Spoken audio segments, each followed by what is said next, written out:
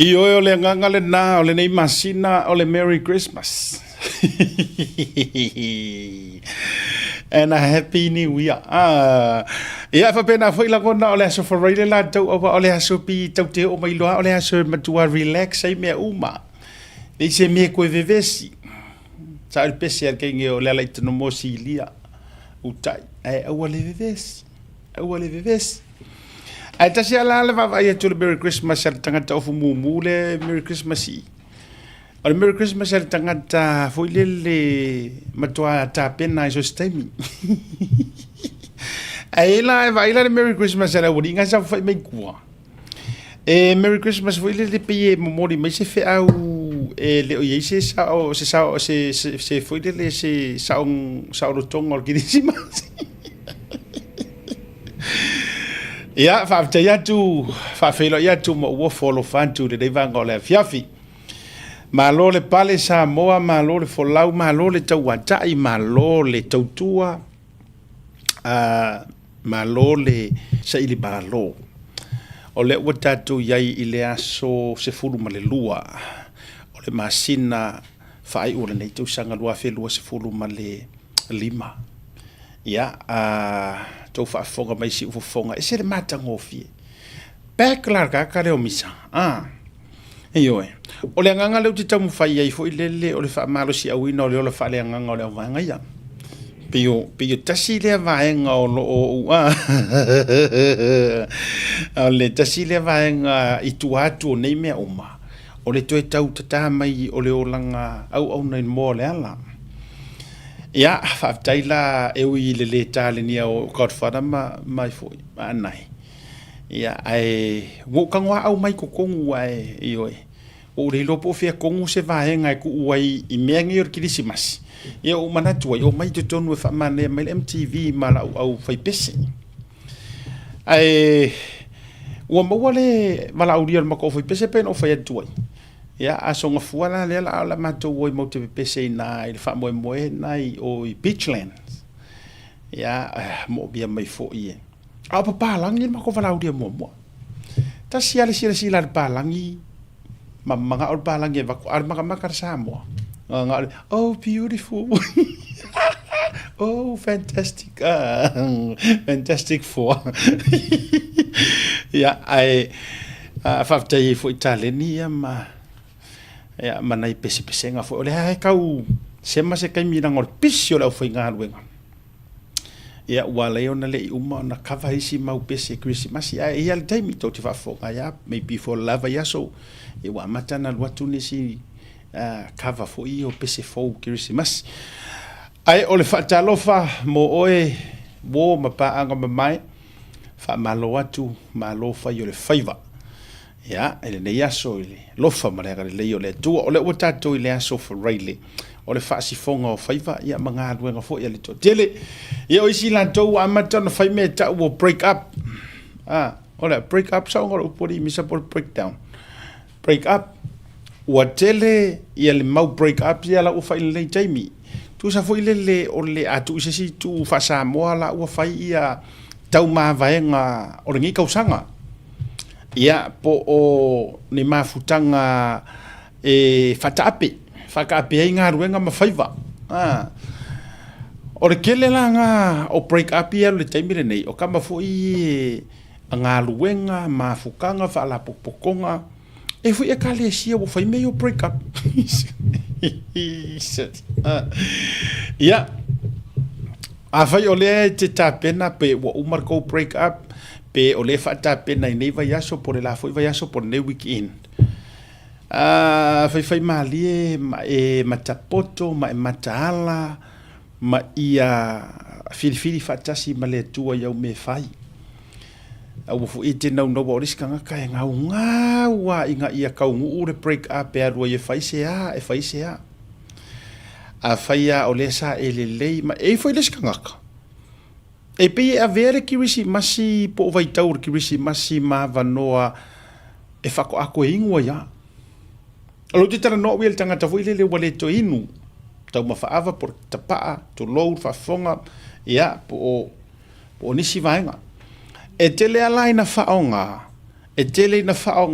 e nisi ya sofia e fai maso foi le fa pe mai ya la kwea se ingu singa wenga le se ingu singa morkidisi masi ya ele ya mo o ili wa ele o ia fo ile matopia ya le manaya ai ole tu umusu ia ma le tu ufangu o le Tautai A'e ma asiata le nevanga o le afiafi a fai wa ku a fai e moi fa moi ioi o puia masania a faia ele ko e faia ua moi wana nga ilistangata o la na routine ya e auria loa Sofia fia e fako a faisinga vaenga nga ai mai le kaimi ako takata foi ngare le fainga nga ele ifa pia abe wa avero o la ile li o le ko unge mea lo binga la tala afa pia yo listangata ona molana o la na game plan le lona soifuanga ia fai malu o faiva ai ola utala yo lo uta fai atu bo ele o mana fai au forfolanga i lumo le tua ma e fa peifo o le ko kango i menga o le ko kango furikua i ai me uma le tua e so ni mai ia sao se tausanga a faila wa o kai mi ko wa nge e lu i ka winga ai ma fa o so i ngai oi e oi o le tua lalo la asiata a faia wa uma mo levanga ka hau fiere ko e faia ka haufi mo ia matu uloa e ma fua fo inga sese ua sese re ngofoanga wa e halu iai fa kuanga ele lele va ve avatu ai le yo or vai aso le yo le la laka ai maluluki ai le fia or fesiria la ia a fa apea ua tu moi fa mo awange e ko e kango iai a e arua tu fo ise vanga wai li fa pe a mela ka ko ke e ma ko kuri ai fu ka ngaka ia o ainga mai la tauai o lai lau te whaia le ai, le se me, o au peina o whai atu. O aso ia fia, o ke minko aha umalo ainga, o ai fo i tangata a watu fo i po ke alaku le lako ufale. A walaku ai lai, whaia la kupa ki o wala auria me kai koe, sau papakiu masinga upa umu, ai latu lai miti la tau apa, o ha umalatu me, ele ai se mea la e arua kuai fua. E whaingi au, a oa o ngā whaaleanga. Ioe, le ai ele o ka kongi wha amasingo ngā mea, ai o le tua lalo ia, a whaia te iloe oe. Wa uma wa tu, e fiu wala ngai ka ngā kaoro a inga fiu fo ia hau whelengi e whapeaku. Sau kasile wha manguia ki disimas, sau kasile wha manguia. A whaia wa ia oe wa uma, wa finito, pau hala ukala, enjoy, ingu mariko uongo pasenge, a rela ai ngokura o vai ki poro. Ai vaila iai aka kouewa, e ka ilo fo i kouewa maari e, pe kukusa fo i malou kau whai o ke fia maari e. Tatou fo i a inga, lea ua leiloa e tele ai na enofo o lau mele ke ngofu whai fo i liro kou mwhai su e angisi e whapa ua kuinga ia o ngā. So lau meale whai o rota mwanga le lau ka ngola e test, lau ka ngoi wha o ngā, lau ka mo, wai isa kai whapenga. E iska kau a inga e whapenga, e sa oha. Iwe. Kusa ka mafo ilele, e whapenga, re mafau ia matulanga ole. Ia, tu. O lau te wawa ia tu misa a whape te ua, ia se whatala nonga matustala. Ia, se kau ka penga, o tu te poli. Se tau seki aku ka ko on mai lo ka ko ke pare ioe io me mana ya fo io le temi fo ile ro tali nga fesili mani so tulang fa pena ai o le winga le o te fai tu e le stanga taula na me le fai e sa o le pe io la kaula mala sa o le tala le ana maloi pe io la kaula mala ma wa fo e ya le ska ko la inga fa mai ai la ia le fia a ngelu le a maka la ia fia a ngelu le ka ko wa ya ai nga fai la to fia mpaki ara mai vai la ia le urupo o le la fa ingua la vai la u kango ya e ka penga le awana e liu sa kangi o le tua lo le la vatu ya o le te tau la malama mai tau fa so wale ese o e malusi felo wa foi pa wale o merki a polo e fa inga o ka fa so awalangi e liu ki a polo i vai kai mi os fia a faia te si la fia e oe ua e tuu le tapa ua e tuu o ilei o lea eke faia e le ku ua a e whaafonga mai ua leu ke wakualo ingoa e whai mwhakekainga a ua iloa le ua sa vali le 5 tausanga i le o te faia e asila mea i oe wa le o e kako kakia ia kako kau wha asoso. And please have some respect. Kango ka kangorore my respecting ar kanga kala wali ko e kango ngami. Ol mele o lo ko e ke manga ke kango e kau fa so kau fa so. Ai le ya sele. Se o to fina po mat. Ele a fainga. E o foi la ai fa pela o ke la ko e fa pe mai lo ma fau. Ioe. Ua le to tango asi me ia pa ua me la kadia ke minge ko inga o kai ve ke kango mongo ko singa amerikanga oi o ai la i nga mea ko i furi o e faira mongo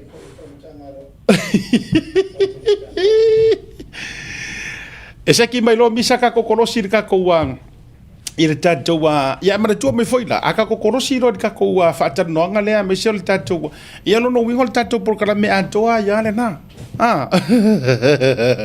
e tau te anu no iai a kāre fiku o umai fo ia marka ko pokala i o tau mali lie fo wale e a manka ko issues ioi e seki mai loa la tatou e sai mai loa misa la ua okay ala tatou kolosi loa e si tatou whaalongo mo tau whaafonga ia po ani palo mai Samoa ia e tūlanga o saunoanga le fionga li panmia ia ai si tatou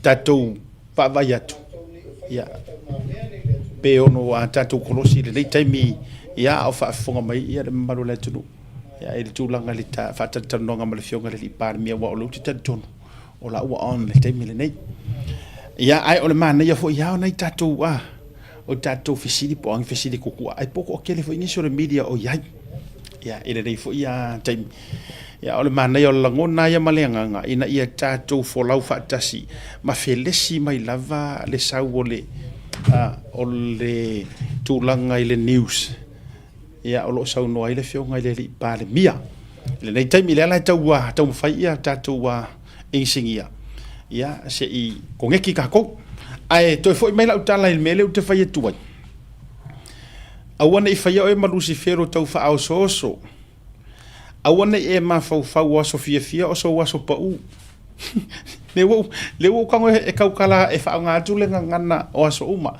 wa i ris kanga kai oro ya Sofia fia fa mai oro wa so pa u kasi fo pa u le e makua pakaku voi le wa ese ya ele a fainga po wa ele se fa penga nga skai esa o e to te yo e fa tasi ma u mele e ele si tangata e oro ya Sofia fia fa ma ya si fai fo singa ukas wa nga me okas lo te tala noa tu langa yo fala au fa saina o tu langa ile ava malosi ma me uma ia whaatau mamau tātou manamea. Whaatau mamau, kei roe, whaapea au ia soia. O pumongi ale ko whaiak. Whaapea au ia soia, le kaimi fo i o tangu fia nei mea o ava mahalo losi maa. Whaapea ta i taru sa o ngā leo o aso fia. Ai kei roe, o le ke le ia nga hands behind my ai kai mission pay. Ia, hands behind my mission pay, hands behind my koko pay. Awai fai ave vesi fai ale o ke la ya o ku leo ta te fa fe taita ita o le ia yongi criminal records o na me wa le yo nga kaimi ngale aku o leo hands sa o ia se uso ya ele visi tu vasa ngale hands behind na a mai lo ka vale leo mai momori sa o fali o kaimi lange ele ko yengi nga me ave sa o eluka ya ona umalola ia lea ya wa wongo fongo fango ngoku ki ngama kama kiri fale ya ala ke ma ali mai wa ka so parang ke or mele la ave oi so o winga la le uta fa ya tu o do ye tele na fia pa u ya so fa pe nei o do ye e ko ke nganga le mele au ke ko nganga se si nga mea fa mai o me fia fia si ka fa kasi si nga u o nganga ngai ko ai kasi si nga soro muri ua e fia soro muri sau ka whaafsanga sau ngā ro sau a mai esiata se i wha soro muri mai aha ioe ka whara se i wha pa u kasi mai aha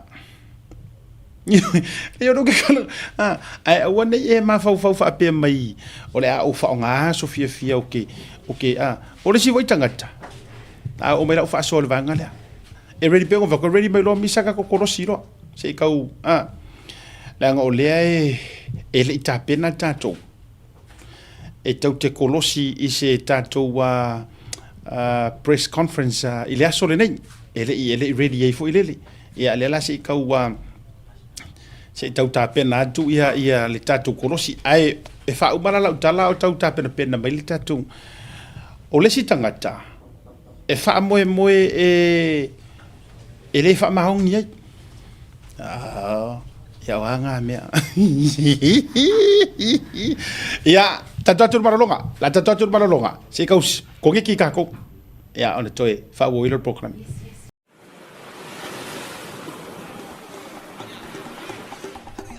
so fo manuia malangi ma o lo wingo o matai a leota sinau mea tau fao o a ua lawyer Samoa i nei le mato officer o le WT Compensation Lawyers mātou te fisosoani tangata o āwhaina mai ta avale, whale whengaluenga na superannuation claims.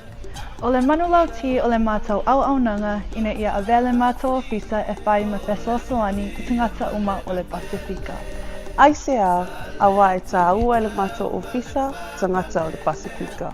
A whai o ese tangata e mana o mia se fisosoani, wala au mai tatou ofisa nei Prispeni Australia le ofitu, tolu iwa lua wha iwa lima whawha.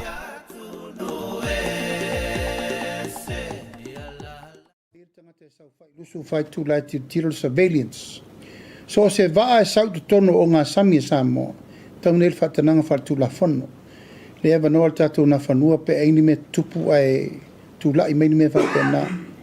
Ma o le pui ingana na e ta tau o na whaia le empowerment. Ma e tau na whaile tu langa le wha malusia le o nanga. I re tau na tātou no whaai. I le tu langa sili o na tu tala loa i pēr wha whita uli e musa e sai. E lava upu masani e leise si lungo le tulafono.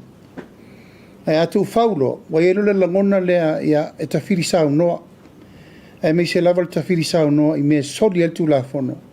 Ma wha mataua le tūlanga o le tunu. A le maule na mai e te awana nei. E le ai se fale o lo mauai le aisa ma le maluana. E le mauai mani whana matautia. Loaded. Fully loaded. No tau si sila le ina. Te le lapata inga tauntu la le fisa o le taimi nei. Le le titi. No winga o le lamatia ma le tūlanga o leu tātou o iai e le taun tātou whata malai. A whaisa le whaisa ngā luenga i le si sfuru rua sūtau sanga te ruai. Taun tātou a mata le taimi nei pui ngo le tunu. I le taun tū tala loa whapea. Mai manatu ai e whao ngāpor kalamel nei e batu e pēr le leo le tātou malo. Ma le wawa ai at fo i mauto umma ia tō te sira mai le tā upure nei. Le wa watu le lapata inga. Awa, nei to e whaia me ia. I o tō usta ia le tulafono ma me umma le wa watu. Ma le tūlanga i o tō mautinoa e re to e tau mua alo le whainga malo i le tinei o me nei. E le manuia ma le anga i Samoa mo le rumanai. Ma e tauna watu saa o le upu na ia i lato umma o lo o whaia winga faʻasoa tulafono. E alai whalau whasaina e maisia le whalau le sau mai whafo. Ia o le whamtalanga na o mta upu umana sa talanoa ni vai aso. Ia mal whamoe moe a whatuia la ia i tātou autu stala. I nisi o tātou fisiri o wal tātou por kalami le so.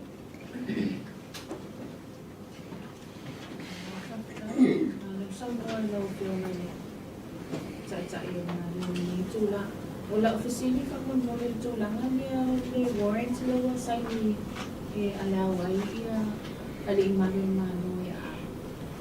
Tani uma po na tani nga patino na to Spain. Amin mo rin Se ivana ngā lava o so whainga e la matia i o lo leo. Al matala noanga na le la ma le sui malo Amerika. Fua email malo Amerika le limas furu bulletproof vest. Mai tu inatu mtanga luenga alvas fau. O te mana o te o i leo fai le tala ma leo. Mo ufei loa ia mtanga luenga leo. O te rei fei loa i lava mtanga luenga. Ona te le pisi mal maumele fai ma molia lo ia i le presentation o vestia. Ai lolo leo e te tauna pui lo lato soifua. O leo tato vai. So se taimi ma so se mea atu i los whainga. E ia au penga mtau tia lau sau whai me mitangata nei. O lona winga. O le sao niuni i whalawe late. Le vautou vai. O le te whewhe tangata me le Facebook. O whaari mai o lato fōlinga. O whaari mai upenga o laia lato. Ele te tau. E tauntu lai lea. A se vana ngā se mea o sirifia lato. Mo le puipuinga o lato soifua. Ea o lea ua tawai ona a vea upenga mo le puipuinga o le olo leo.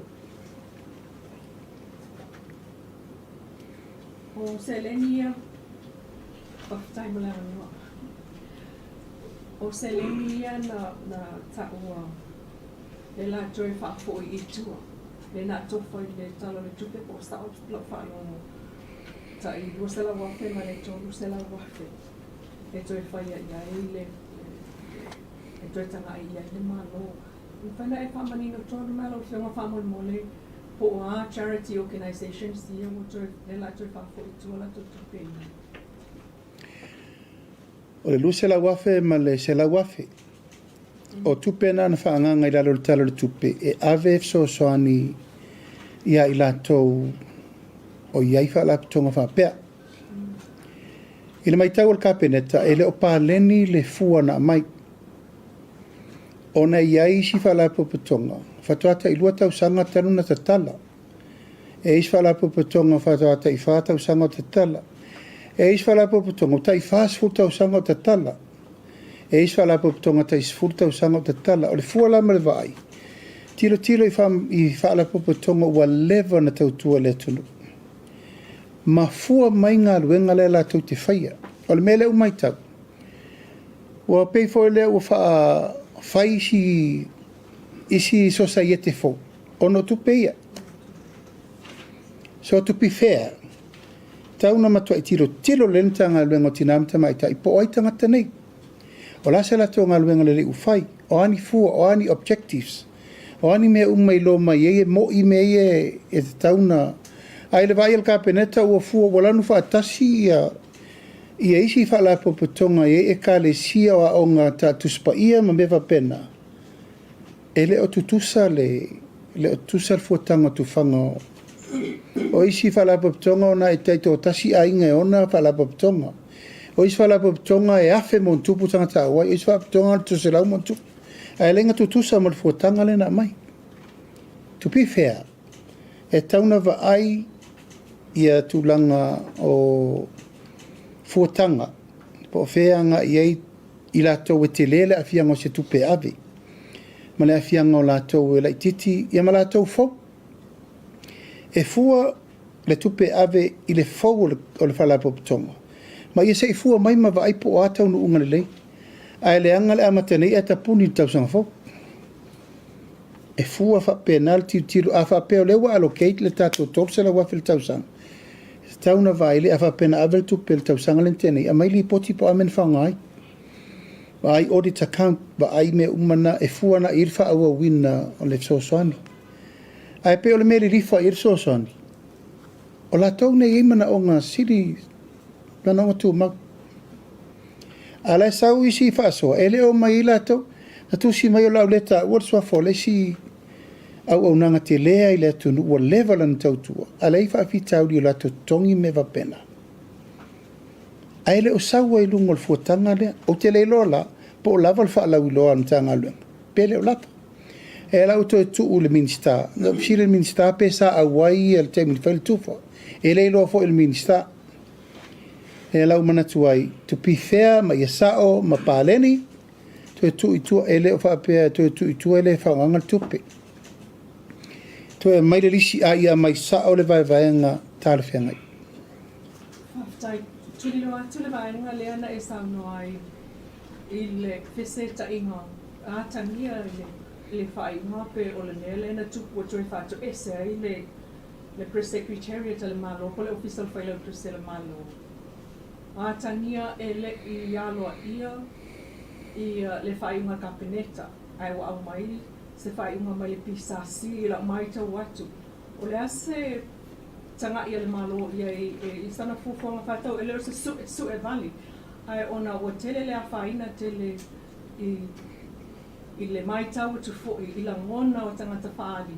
Talu le masepu lea se itulau.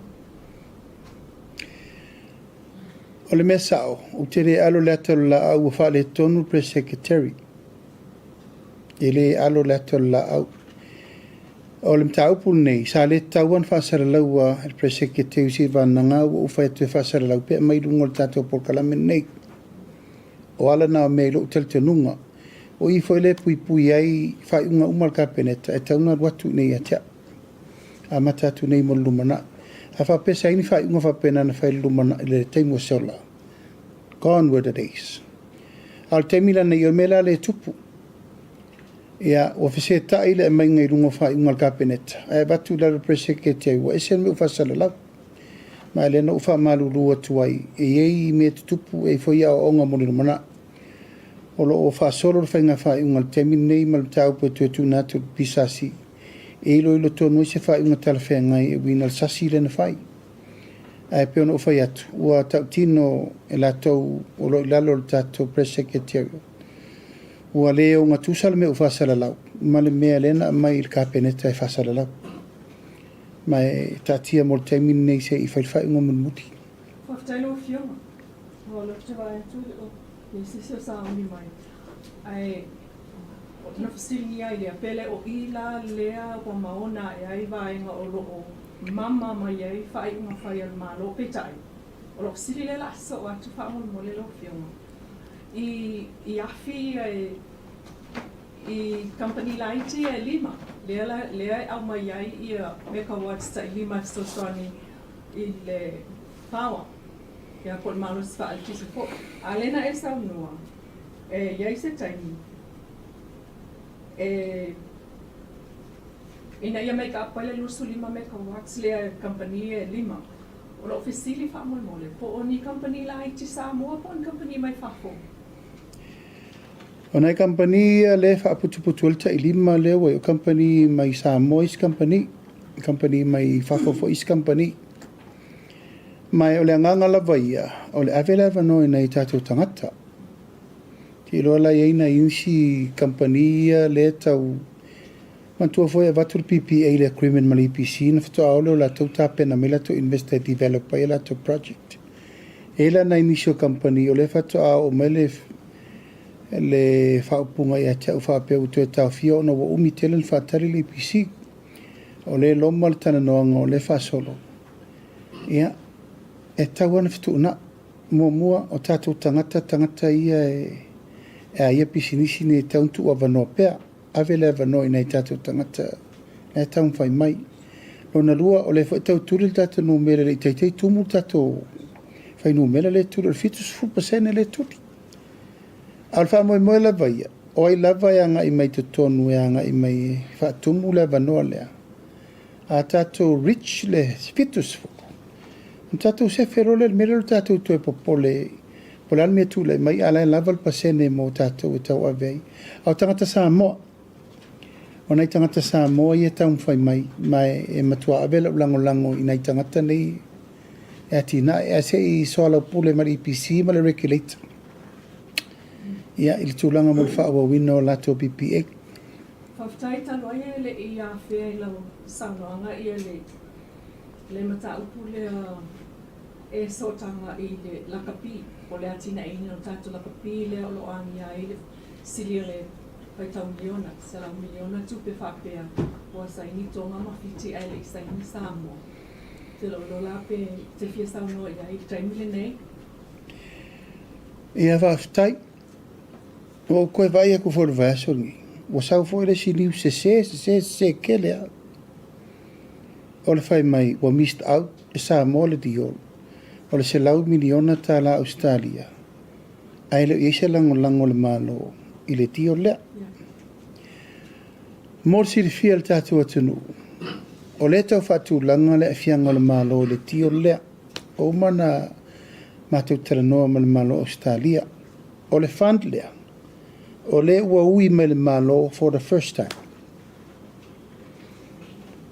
Taimi mua, o le ufa pe mai e Australia, le 5 miliona lea, mo le 5 tausanga, 4 miliona Australia le tausanga.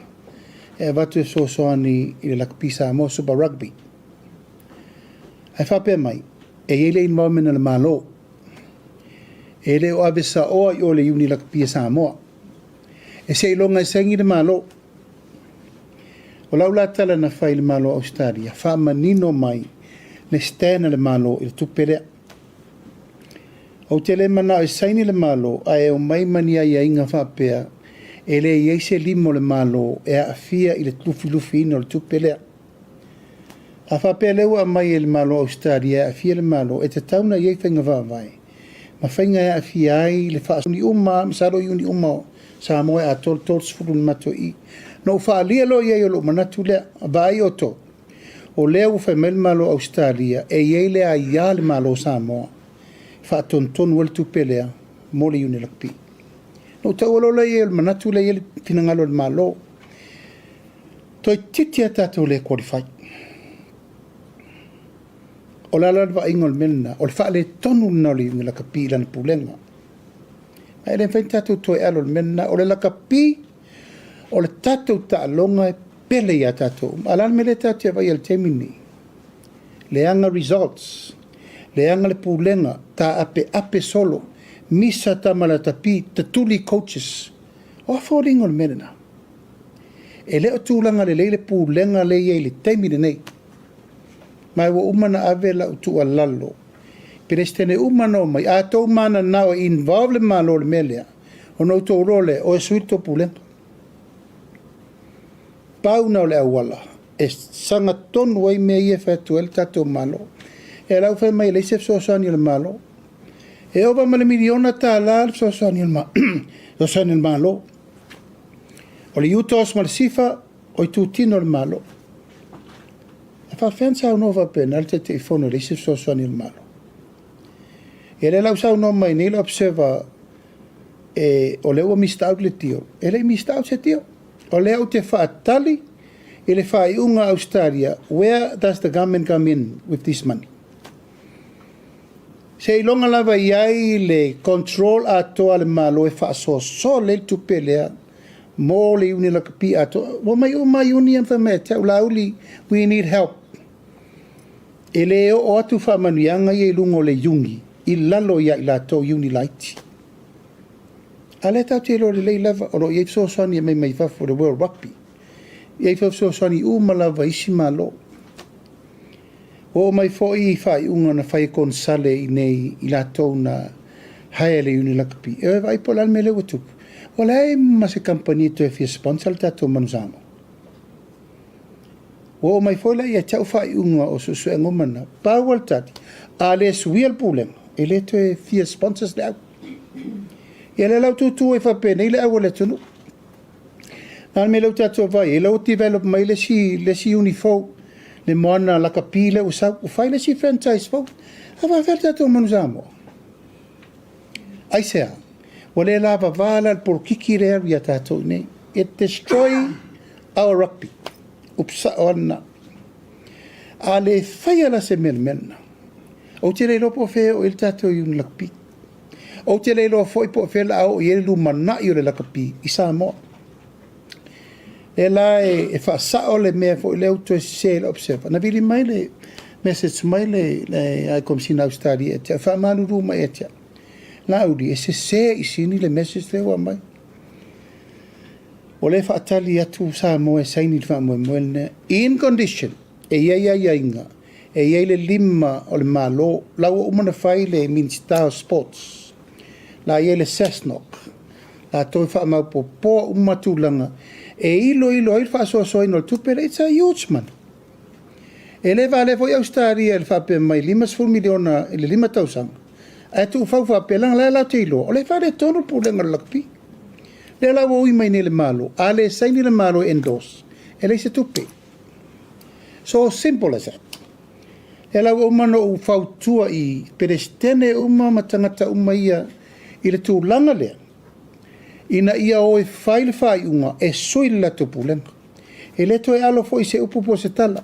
La me le whaile malo. Tau manei ana wha matu le fono nel ta I 5 wafe ta I 2 se la wafe. Mo le wha leo maleta alo. Wha le leo maleta alo la tapi. Le utau pule nei le stadium fou I taitonga mato. Au wha solo o lal melea, o le lakapi. Ala wha whela an tato wata pena le fale, au le ano fale mata kua okia.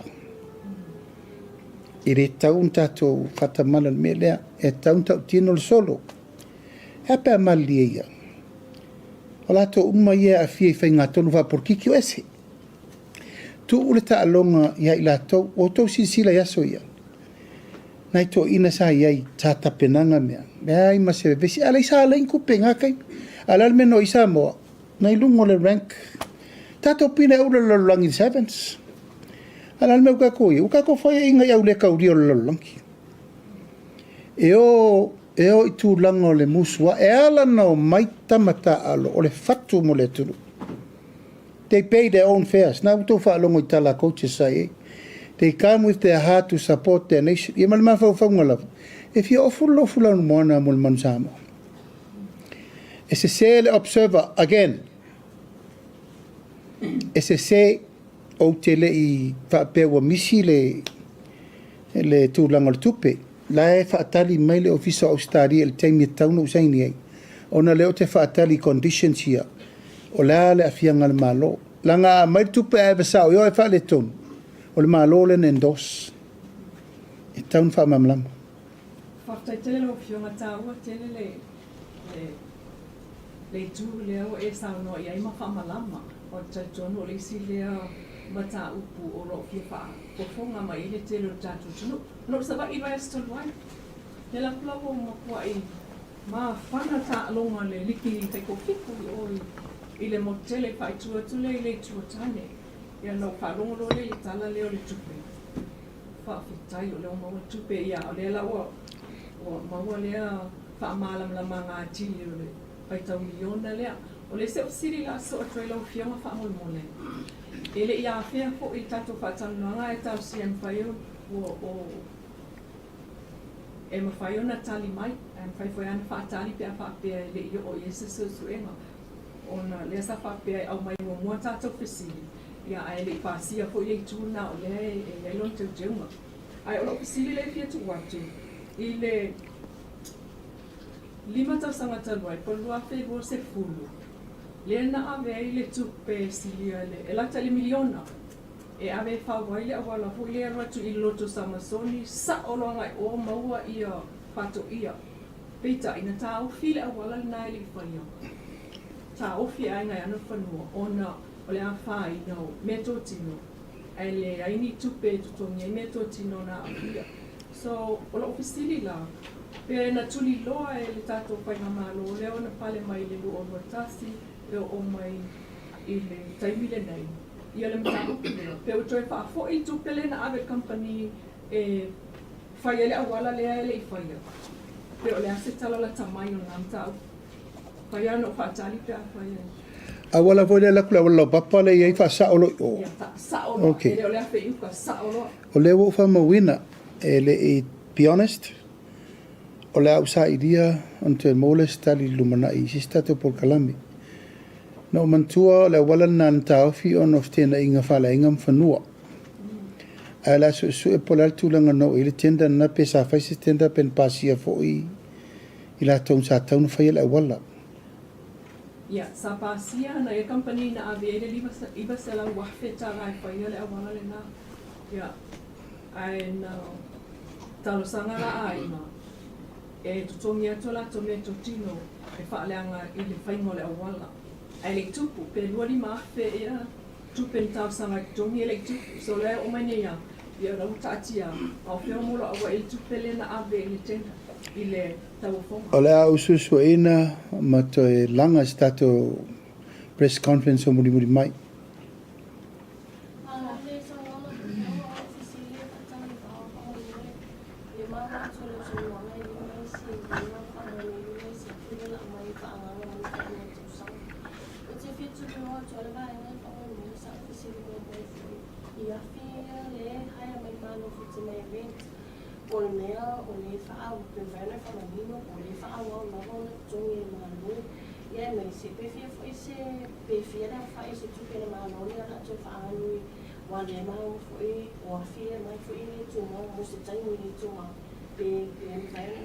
O afia ta te alu temini is all temporary. O le mea na whai e o lai le paua e le tue pe. A se konfiki ka ko wafi la po ia wale anga i fianga. So lau tau mai le ofiso te le a monga lai amo le IPC temini tato a filisi umane. E lua se lau varsu wafe ina masina. Le la tato o ono tua le temini nei tau le aso lufur fitu, lufur val. A whapopolai malesi 5 lewa mai, ia te role si tau fasili na. But that is how much cost o le tau afe le IPC temini. Tau taru whawhi tau, pēa na tala no atu, o awhia na tupu. E ta tau lawa na whai isu suenga. E le lai titi le cost lewa handle le malo, taru whata mala. Somebody has to take responsibility. O le alma fuanga wala ina le anga awhia. Ma e le tautu au no ina me ia, e le tau. Wa te lere nei tupe, ta calculate fo le o tau. Tata wa.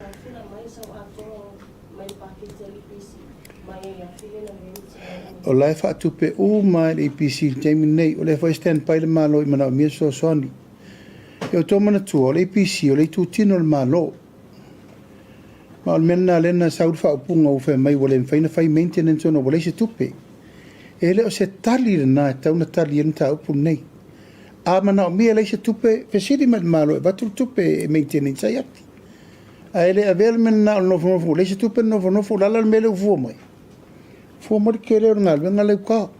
Koe fua mai mari kere o kupe wari rents. Ele o whaingo whia ngal venga le IPC. La lava e ao ma le pō la e tau te vai ele o whaingo whia. A e siri atu le tū ngā le pēo le pāua mo tātou. A len tātou woi. Pē le pāua. So now IPC coming up with a temporary plan. Leo tātou i le temini nei. A si tātou vai iri. Se ilonga lava e toi ola le lei afi lau tā. On tātou lorora e pē whia la le tupe ua alu. I le tau whaingo se whengo tātou. I mal tupe sa unnecessarily spending. Tā rufa ta mana le mele.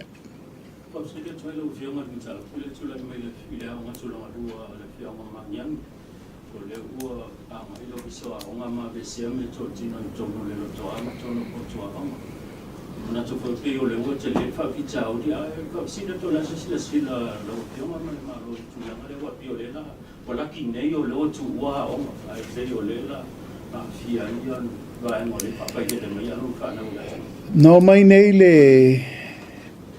le ralfanga o mangiangi mato wheloa. Whaari mele lato ngau le malia le tūlanga lea. Ono le whesese inga ma pulea onga. Ea, o loo taritununga. O le pulea ina o le lotoa ma whalea onga. O le wai ao i tū malo. Pawal mele nga whatauli maina le malo o whaia onga ea o ina tamaiti. A ele tūlanga ngā lue whatasi ia whaia onga ma le pulea ngolea onga ma le komiti o lea onga. O le mea lau mo moli mai e le nuu ma le tūmalo e le o lea. Ma lau umana o whaafsota ia le minista ma watu iai ma le tūlanga e mate whilo inge le song fua. E o mai umai le minista le pulea onga ma le whaurulunga le mtanga le. E mai sort out le whaafitau li ma le fi onga e le matango fie. I le vaai o le wheesesea i whaapeo pulenga e lau mō tala o lau ese kesi. O la lau ese la kesi a whaafenga whaile me mo le kausanga fo. Ia, o tatia mo le song fua le umatou tausanga i le fionga le ministawa onga ma le langa o le usuru sao mai i ia le alalafanga ma whaapea mai ua whai alpu le malosi al pule a onga i meto tino le a onga. E se polo keti na whai lai whaapea wa ese ia mea sa le tauna ese o me tauna i lalo le wa inga li tu malo.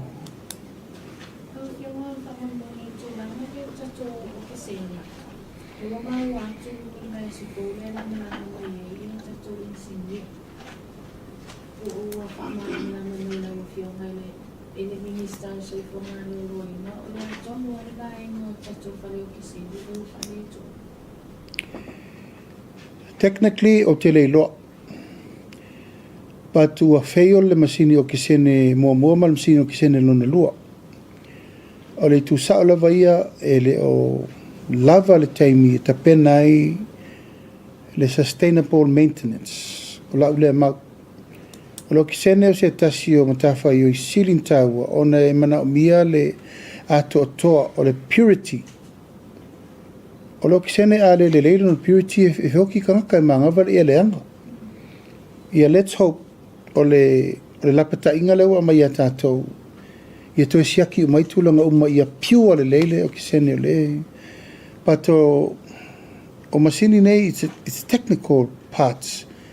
Hale tonu le si meu soro isi leanga isi msini uma. But let's hope ele se metu ngā tele. Awa umano o fautuaina le minista. Pa ele si plan. O le tate no nofo ma le au sapalai kesi i Samoa. La ele RNG gas. Sa lato sapalai o kisene mo Samoa.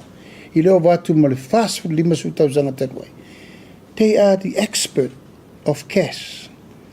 Nanga tauna sapalai kesi siaki fangu po update, siaki mita. Ala wo mana o fautua iai. Au mai le company le na. La e mwhai au wala fo ia le whea i momo ISO tanks. Tai pea le whea ingo le LPG kesi.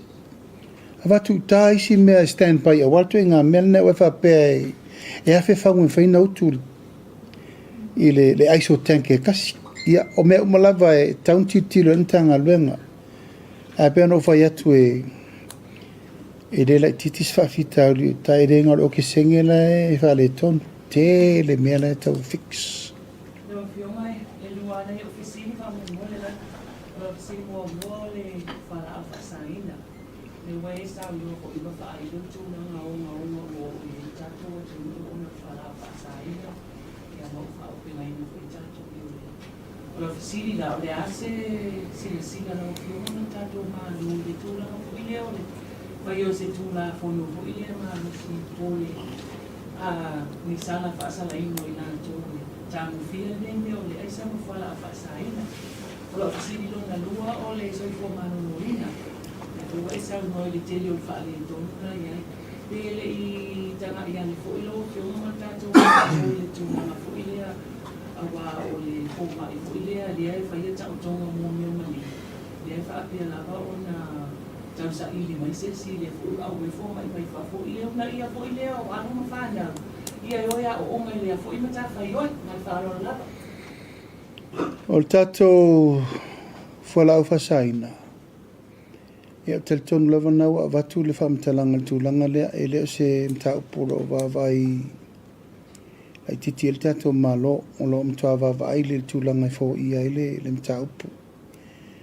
Mai ele titi tūlanga o le tau whai fo i tulafono. Po o a tulafono a le eise enforcement. Le whai se mea.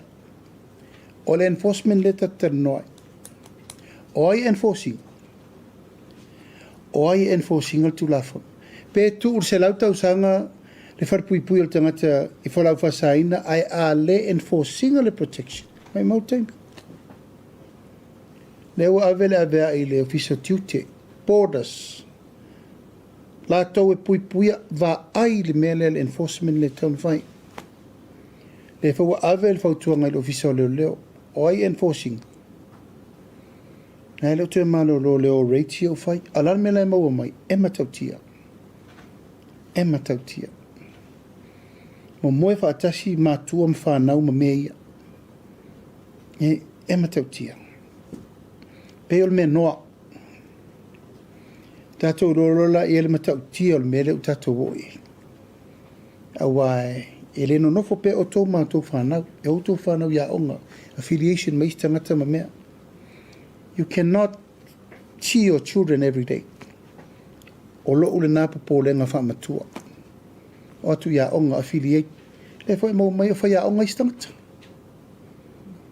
Tangata whainga renga le lei. Tangata e le tātou te whapea iai mawhauwhau. Anan me le woi. Ole, pole ngā tele na. E wai le lewana vese atu isi tangata sa te iulu isi whalaputonga le malo. Tātou bailo le wai se le trend for le mele sai. A tau le mele le whalau whasaina ia so ia peina o tuno lava e tā uai lava na i tangata tua. Ia malau whai whatoanga wal te mini. Wa white collar le mea. So, ele tau lan tātou ti. Po la foi la le enforcement la fai. Po la foi la val tu la fono la fai. O le meta o tātou wa le iris furu. Ele la le furu tau sa. Ia, e tau na yeisi vaenga tu la fono. Wa le ua bai atu. O nisi o la tau ia maua le masalomia. Fa tau fale. Au fale ngofo kakam kau kia. Mention. Fa tau fanua. No inga tulafono, o a uma mena maua mai whaatau ngō mei, e tau na sis. Ma lai, wai bai tā vale whioi. O tau sire tā vale le whioi tangata nei le masalomia. I can't afford it myself. A whele sa wale tupe ne whai. Sau me le olo tangata, this is blood money. A leo whai me leo fisa o whamsinonga. A whe lua se lau tamaiti. Pare tonu ma whau. Ia tau whai ngitong fiti pō ke tia nafi CDC. Tau whai ni whale whaile rehabilitation mo tangata umanei. Nā ua oso solo ia alen tō vai le vale. A o ngā vai maunga maulaura ngā isaka meki ngā whai mai runga TV. Leilo loa te stupo laboratories ma mea. It's serious. It is serious. Na ele taun tatou whatamana ni mele na. La wale si ofisiri mo muri.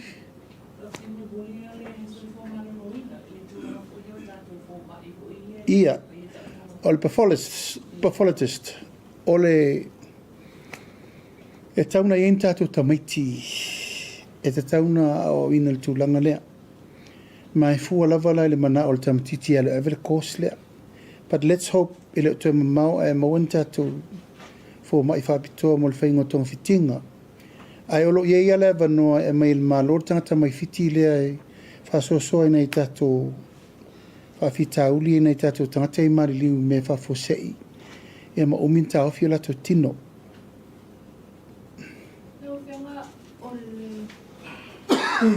O ia se faʻasoa po se faataleloaga kapinetai tofiga foʻi lea o le minista o e mena i faamavuli le sa seʻi mai ai la fioga ia tate. Ia. Ele whaingofie le mataupu nei a o le teitai o le malo. Ma e sa manatu seʻi au lia le fontanga le pāne menen ta pena re la min tau te langa wha minista e wingan ta upu lea. Ha pena fo inisi o ta upu ta wha msinongo lea fie sui pāne mia. Ia manisi fo whai ungo lewa mai. Au lava ia ia o te langona lo o nganga alofa i le ua wha muri aulun tofi. I le whaingo fie i lau waai wha teitai i suiti nā o le pāne mene, ia e mese fo i tofinga na tu i aile fionga ia napu. Se vete. E le lai titi fo i le va ai le tūlanga na tau wasa mailo na sa i whainga whiriwhiringa le tunu. Mai le tulafono whainga palo tau o manatu.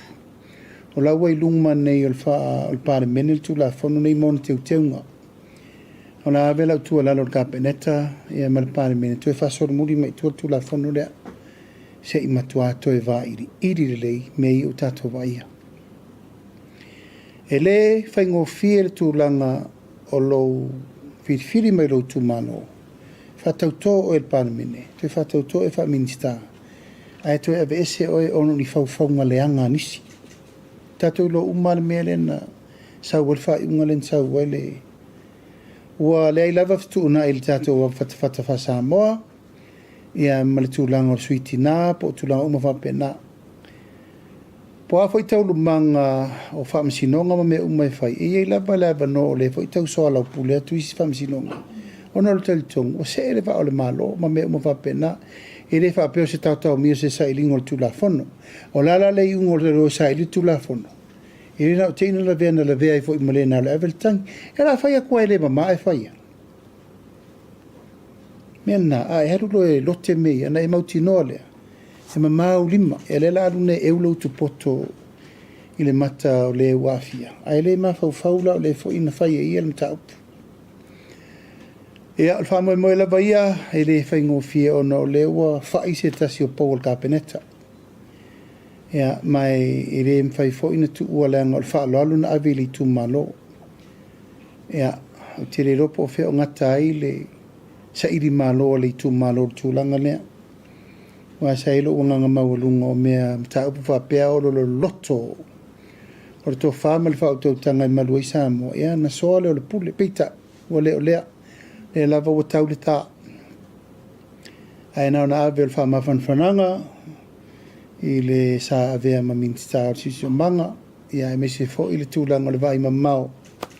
Wa e le tu e sau whalua. E le whapea ua mele le tofi e sa fata. Ana toi mawelo se la tō tofi. O le fo i tapua i umaisi tu malo le tunu. A whapea ua mele manu. Ia. O la tau le na. A le sa avatu le lima tau sanga nei se e le tofi o sa fata. Mo sui e ai tau tsi fi e le tofi uma. La fo e nisi sa fai pule mo e le mo tofi. A le lava sa avel fa mo ono le manatu. E le ngata se tasi o i tu malo te le tunu e luona sui.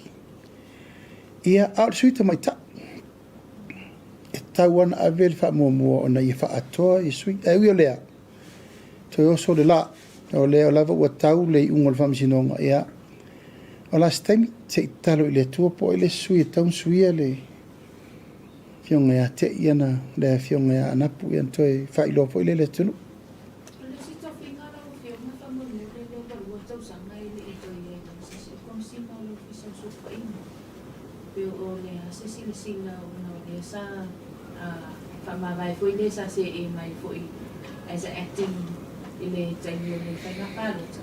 Ia apo se tasila o ta upo le na o le sisi na Ia o lo tapena le ano fale o le tau sang fau.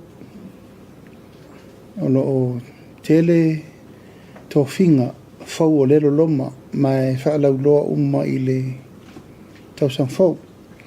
E le ngata i tofinga na tau no mai. Ia o tofinga o sui o le malo i atunu mamao.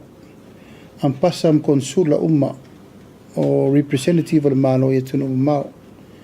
Ia atoa fo i manisi o whaururunga mtanga luenga e fia i malkom sino leo. MCO, tiute, o lo whaasolo pera ngā luenga. Ai, o la whirwhiri le komsina surfainga. Isi wa nau e fia palai mo lea wanoa. Te tasira pisi tamun mo le pio. Ole mtaukule sa biasa sasi ali i le ofisa so upon ma. E mafai na mana whamanino lona wingo le fionga ia la miko o le sa filfili le pisasi. Ai ole fionga ia June pe on fai umana wa au tasi e ka finita tamun le lau. O le recommendation na mai lalo le pisasi ai pe ono fai atu. O le lauli li wina o le whainga o le whai unga muli muli.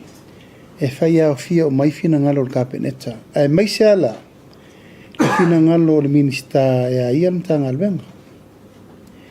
I le vava ai fo i malti tilo i le i unga o le whainga whiwhiringa. E le inga tutusar sau o pointa la tau. E le te tasi te dua me vala vala. O nono winga, i le toa whāto o lima le na interview, e anga wā umalava. Al whai unga muni muri la, e pēna o tō sifia. Ia, e ao umamanongi o le kapeneta i la tofu i la ngona mamea. O le fo isa sau wha i le sa avea fo i ma whaururunga o le mtanga luenga, e no fo inga le na umanei. Ma al whirwhiringo ai ono le no fo inga le na umanei, o le me fo le ntupu. E rei whirwhiria ai ono e vea mauro le mtanga luenga, e no fo inga le na umanei. E se vol tātang whirwhiri. Ai sau ana minista e a ia le mtanga luenga, whai mai. Maari ria kapeneta. O au te whiwhai ngā luenga mai ono. E nā rei wala na piki ai ono. A wā fo i o le whina ngaro le minista, o ia le whea ngai maranga CEO, le au mal pō luso whai korari makauzang. I le vaila le kapeneta, the minister has a lot of saying, i le whiriwhiri ngor tangata e avelo na whātuatuanga. Mai le lai titina tofu uma lava whina ngalo o le matanga luenga me uma. Ia malei situ, tu lau lava i le profession whafoma. O nei taimi uma, o le to tele uro o matanga luenga. Sa tau averi foma. O le taimi mua le nei, sala e lona lua le nei. Anga le foi sa se e palantina to e lupe e si foi taimi e vea mapura le whalema. O lona lua la lea. Se i taun whaire tu pāti nāman la tau foi tiu tilo. O leo tu lai mai tonu al taimi nei, le tangata o le lau la mua i le whaurulunga o tamaitai tau soifua o mo le tunu. E a tatou matai tu, o la me wa avele au tasi, la fo me wa avele whiriwhiringa. Tatou tapua ia le alo whaiva, o le foi tina o le tunu. Ia marona foi tu lai mai, ele uma whai aso leri. Toi oso fo le la, mai avatuai le whaamalo si au ia ma le talasanga al tatou kapeneta. O ai uai ia le whai unga al kapeneta. Ia o le tatou collective result le na, ma le decision na leo whai. Le whainga malanga le sa utu malanga tua i le warawia mai Amerika Samoa. E leo talia le whina ngalo le tai le tuanga i le whainga malanga sa utu malanga o lona whina ngalo. Whapea mai sa tatau na i le sui o le vāhanga o whai HRPP. ia mani sui koe le vahenga le sa. E malanga i te malanga, le sa tō malanga. Whio tau tō i tō whāmai ki malanga. Ia, o le wala aulia ia. E leo se wala aulia tātou. O le wala aulia me Amerika Samoa. O ai alana wala aulia me Amerika Samoa. Ia maali e pauna o le au wala aulia. Ana whapea o te pule le wala aulia. E la mena tua. Au vai aku pe wale fiu ko inga malanga whaafia karung paramia.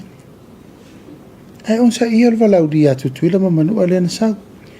Alela no fata sir menna la te vai tu lai fa fo fo fa pe la no na sui il fast o le malanga le na no fata si mal maftanga al fast o le vanta pure felo inga ma sui il fast lai tu le la no fata si na to tongi al tanga te lo na pasesi ai sa sao mai sao e so soni mole event al malo io e fe maria wala valona te mi sa pale mi ina malanga e tu mea le vanol whainga malo fo le fato atasi malanga e pisa mai.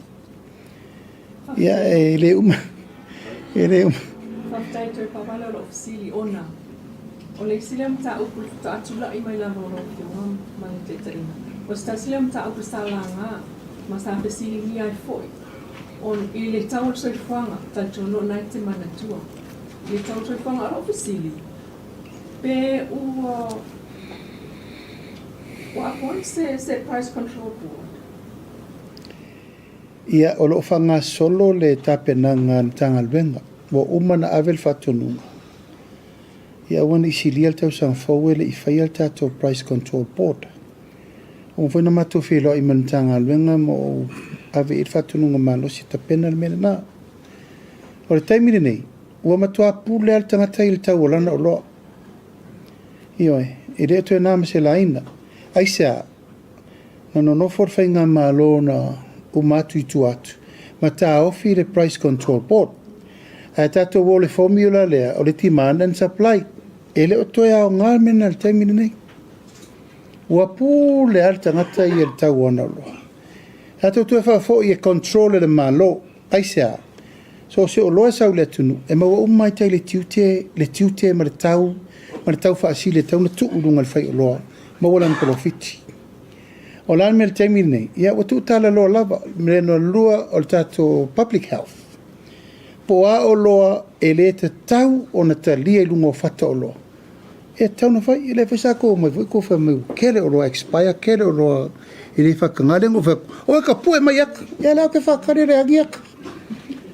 Ai o ta pue le mai ata, o ai whara loa so tulafono, o ai la tauni, la tau te whaia, le si itai o loa. Al mena le te pune. Whai mai nao na pine apa o supermarket e to o se fulu. Local pu Samoa, whatanga sioki. Ai malanga i mai lesi masina o si. Au le tau a tasira na mai.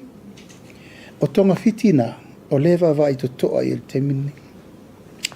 Ai pei al pu Samoa le lifa mai ei. Lifa mai complain o si il tau soi fong. Awa o mano vai atu. O e whawhanga ngini tau moa. Whaintou moa whaatu fua moa. Ia matulanga o lae tele le moa i tai nuu porkarame saina lae whai. Ta pena i tūlanga umana ma me whapena. Yes, price control board will be up soon. Ia tātou wolola i tūlanga o le taungo fio me uma. Ia, a whapelei se si tala molia tūlanga whaftai tele le tātou visa whasara lau. O le vai asol nei na mapini to tasia mal sui tau sala mele. Al mangai ai o kase malo si ofisiri raka. Io ya le umana ia le faʻasoa mal tato au tu stala nei aso ia. A tail fa no ina mai lo tu taimi. Samoa malau fa fonga mai ia o se upu ale tau tamali ia suatu vai malu i puenga. Tato por kalame lava nei e molia tuai tu lango le whalau iloa mta upu ume sila fia le tato watunu. Watu foi lava le talo sanga ia ma le whaoloro maau o a mta upu ume o lo whalau iloa matala no atu. Le atunu upele e le mafai le tato whainga malo o na whai se fofo mautu se fofo alo ia pea whai tato tele ape foi whatasi. Talo tuai tūlanga o ngonga pe o nau tau sangatu i mta upu. E mana o mia le tātou la lango vātasi. le paia o le kalesia au whaingaluenga totofi le atua e mei se whau le tu vai o le tala le lei e whapena fōi le tūlanga o le pule mamalu a li in whai pule la ia le teimi e whaasolo solo atuata ato por kalame whaalau loa ia ona o le manatu o le tatou matafa i o i tau ave whatasi lea o le manuia puipuia file mu ma le nofo whaala whani o le tatou atano e mo le atu le ngang whaaftai tira ni aso lo mai mo mai ma lau sisira mai ia il fa mo mo la tatou tu filo i fo tai au malama le sia tatou por kalame ia a ta pena ile usui no le fono ile vai aso fo a wa fo inta upu fa parliament al nei tu la le tele fa sa sa mo tone fiafi so i fo me manuia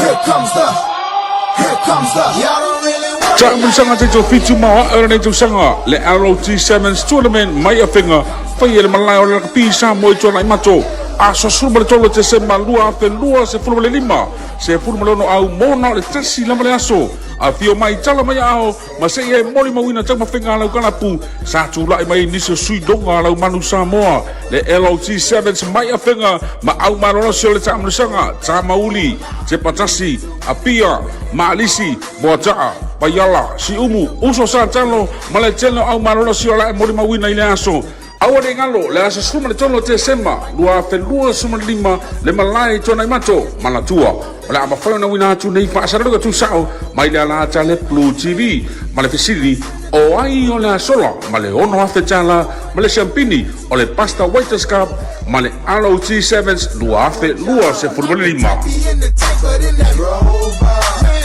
I'm in the zone like AIDS full blown. I'm killing it like a blind man read.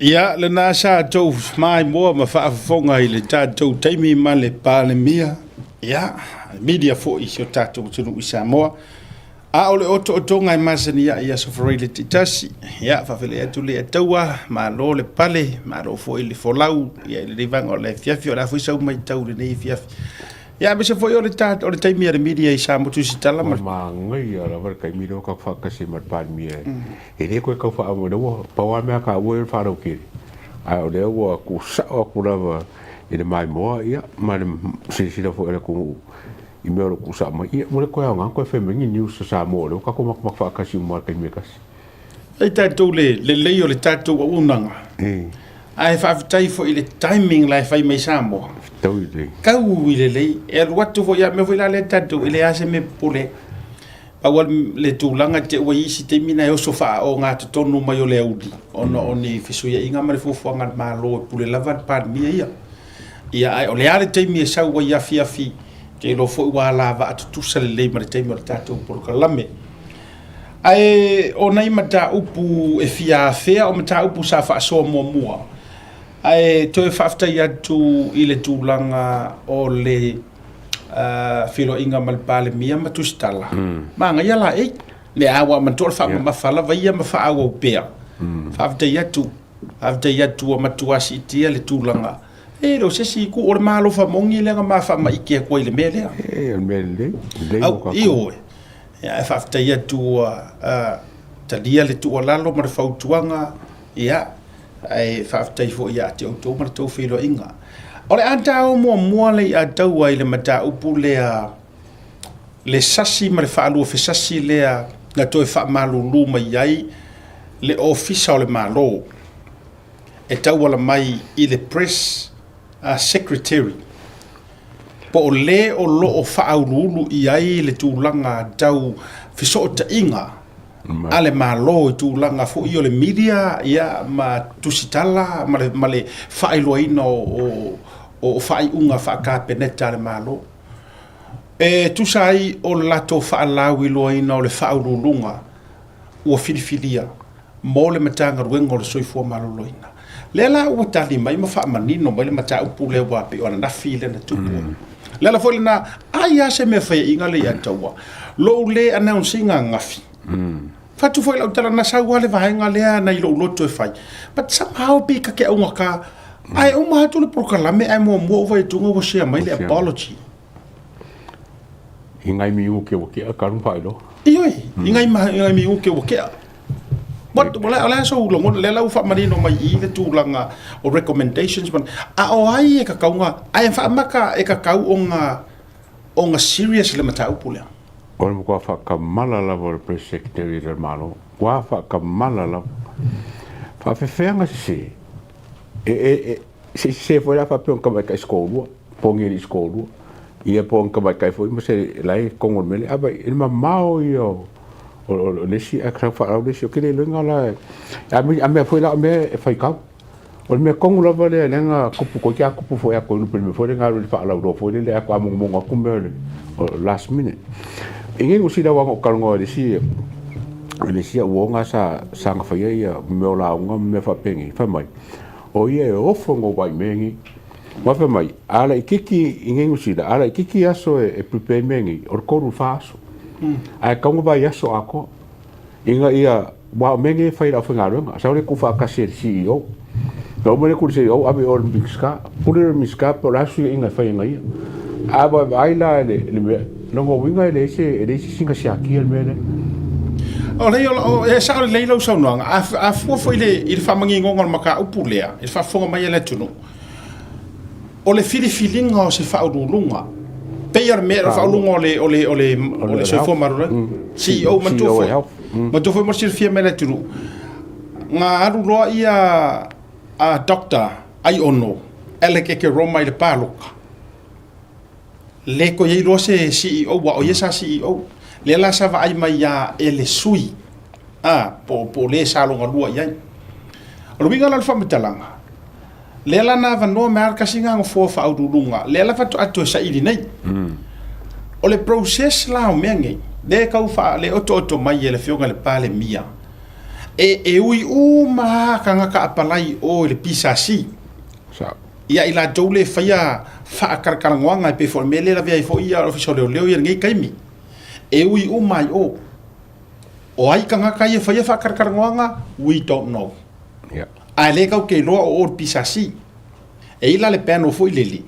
e pe ko kolu e sa fa la ko now manga kua maior ko finga o CEO skasi de swinga nga sui kuila epa o so o ko finga ngai nga mangingo for fa mangingo nga kuila epa fukia walu this are cabinet elected or appointments kusa o ko finga ngai e kofi ele kapengeka so longo winga e ui ai le process e oi o le pisasi o nga interview lea shortlisted ma mea uma pe filifili mai ai roa leo ngi kanga kasi ko orua pe ko koru whakai ka inga o nga amai lea e le pisasi po or komiki lea o se recommendations o se whasa more lei e la tau te au maia se ingoa e la tau te fautuaina ai le kapeneta o le kangaka lea inga ua le mako whakarkarangoanga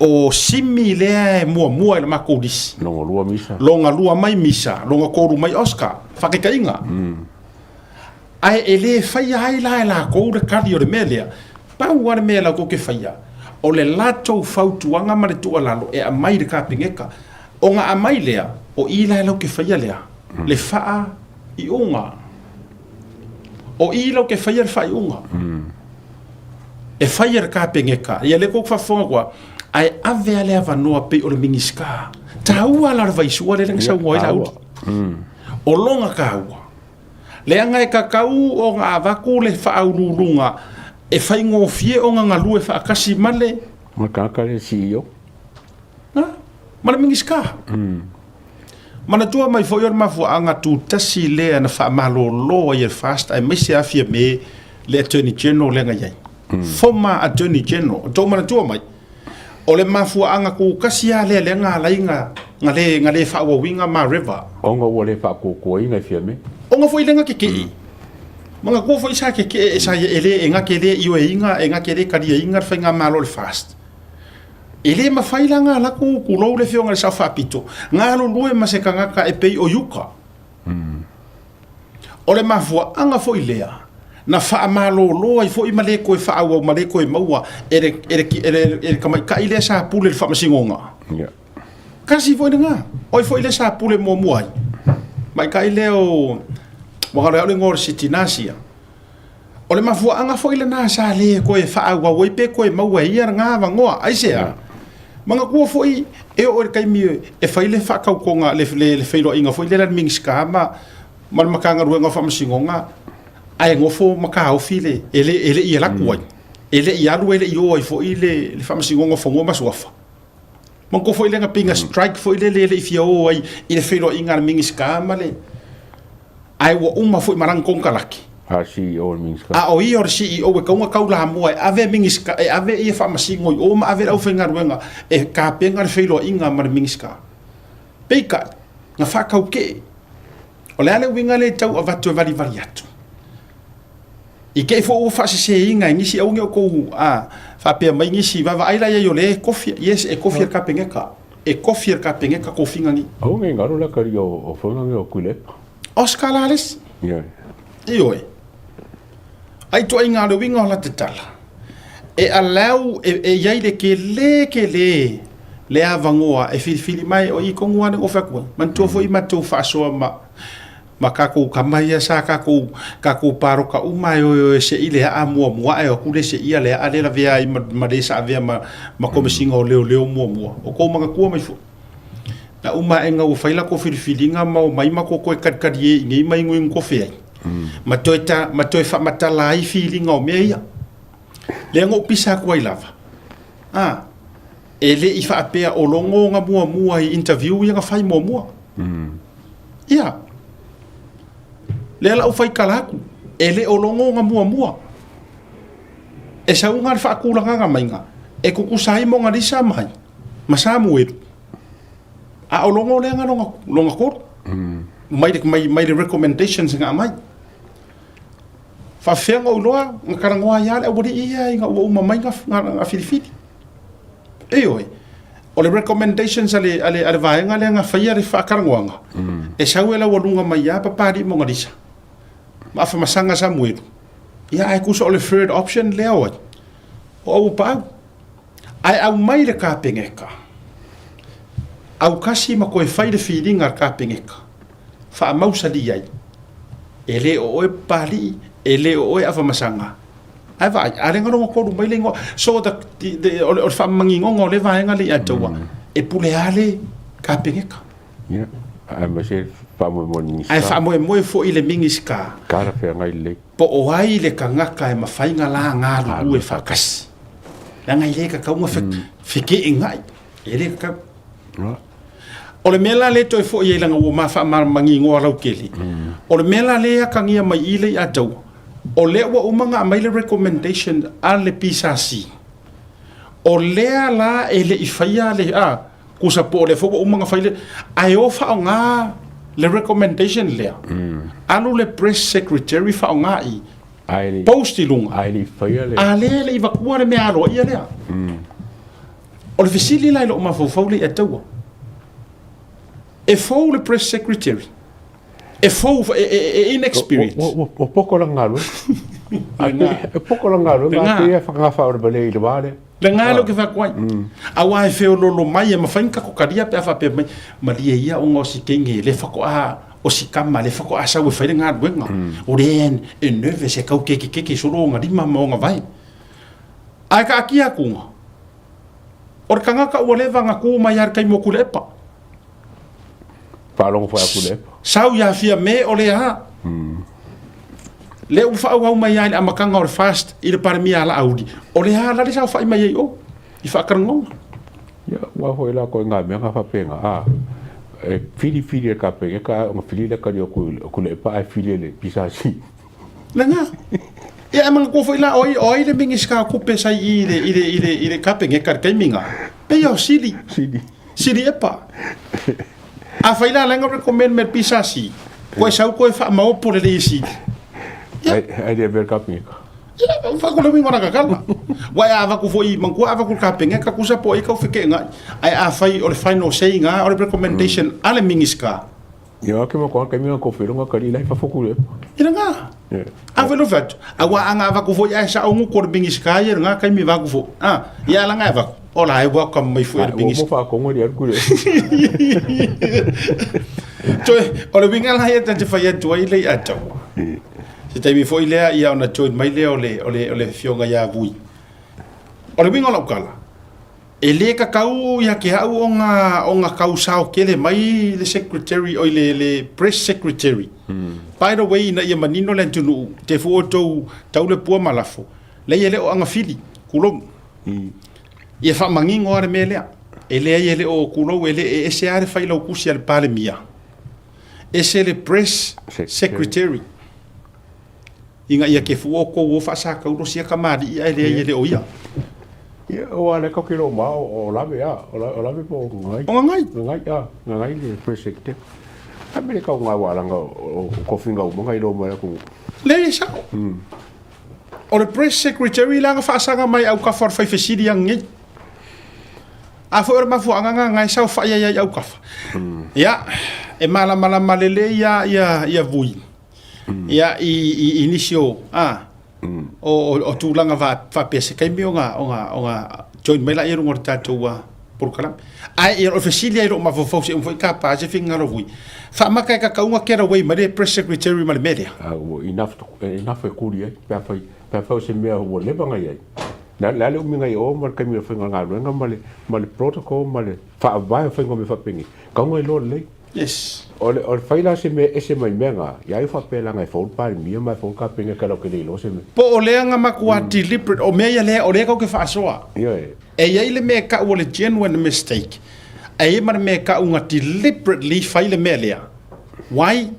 Se ka umai le ku uma le lalo langi wa lo fu po le loko le o press secretary o kulou a si fo ma ile nga announce mo ai lo por me nga nga mga oi se ka umai le ku or ka nga le nga mga nga ori pisasi ai nga le ko e sui mayor ka e pe ya ka ngia mai o le influence se fi nga ma se pisa lau ke le o le ku u ma ka upule tatu wo ka mai e vui oi lo fio mai ya fatalo fatu ele le maro cerca ko inga ni ko fa nge fa sanga break pang fa pe break adu ko fa ko le yo le ai e maro ba kalua ngaru fa yanga me foi le paka me hoi wa kalua ngaru fa yanga me fa o ke le doping me fa ko le me kampu ya le la wo vai tu malo si malo se fu munu ya fi me mter me aro fi ko vui lunga pro kala me ni vanga fi afi ya mana ya tatu filo inga ai vo mal tuila tu ya patalo fatu ya te ulu so le vai ngone male ku monia le o si toina alu si le ele yeso ko vo lo ko oi na ya ai o mai le tu al marsian o le mele sa masani no fo ya o le tai chi ni na yo mani noi pa fe ke le mal mala me o mashola ai chi le tai chi na ye ngai wa nga ya tanga fo yo la mafuanga e fai me o tai chi ona wai lo wa nga senga la o le mat tau fi lo la ya na ke ya la ke ya mai o le o ke mai po sei fa so mai elei to obtain and to gain your strength ina wasuia fo ile ya malo mal si anga e so tele la vai me o le e fa pia o a tele te mau te filo ai matanga te sa mo vai mai la le so o le ke malos ta sia la tala nei la fa fonga mai la to ma sa ne fa me lo fa o malos ile ai ama fe kau marke kapila la wala e pa ma le per ke kapila wala you know me pe o le winga na tulang ia awane i avea lo tatou le swinga o lo tatou age ma wala o le ava peona fa vai ai ia le fa ngai na onisio awala ia wa masalo a o kango ngi a koska ka o le lai longo ko fa o ko ya koska ka le mele o le chudo ka vile mfai wa sui ia foi le swinga kele but then I have to maintain the ya malo sile ile vaiane alfa funga ba yo tatu tro uilea ya ole utatu fte ye ile nei ole vanda o mata ile press conference le fionga le pandemia mana e pole mata o polo va pe no lua tala no ya ile nei tai ya se yo kai mi ka ku kalango ya na bat fole se langona nei vai ngona so fatalo fatoi pe ma lu ngol tatu tro ya yo na mulia uma pe la o to ma o mai ai ya o lo to ma sani le nei da tu te foi ya ma le to fa ya asiata ne to fa de bai ma lai fa pe foi ye le sunga ya le ya te godfather e pe na fa ingo le tatu por kalam talo fa Whaptai, leo le wika lau te tau tutulia, whio mai alau a le au te tau tutulia langa e leo le aitia li mea o le tai chi. Tai chi. Io, o le ala sau no mai, mo le mea o le wha maintaining o le malosi. Ai pia tangia mai e tai chi e whaia e tūlanga, whi leo lo fitu se furu i runga. Leo le winga na lau te tau fisisire, wai kau e se asea e vai o ko tai chi mai ngi, koe ngana i maha kou. Nai sera vai. Asiata e mori maua ia le tatou camp e teimi hoi o whaamalostino e whai. Ia e whai ala kou whaamaloski hoi ka moe wa eska ma o fiusa ai o te tua ui tua e whai ala u whaamalostino le na. I will always practice Tai Chi. You know, ina ia maua e pele malosi le tino. Matou ma albai male. Sorry. Lela, sisira mai. Ole whaavela le o tina le ainga. E ole gofu makapu enge ia kai.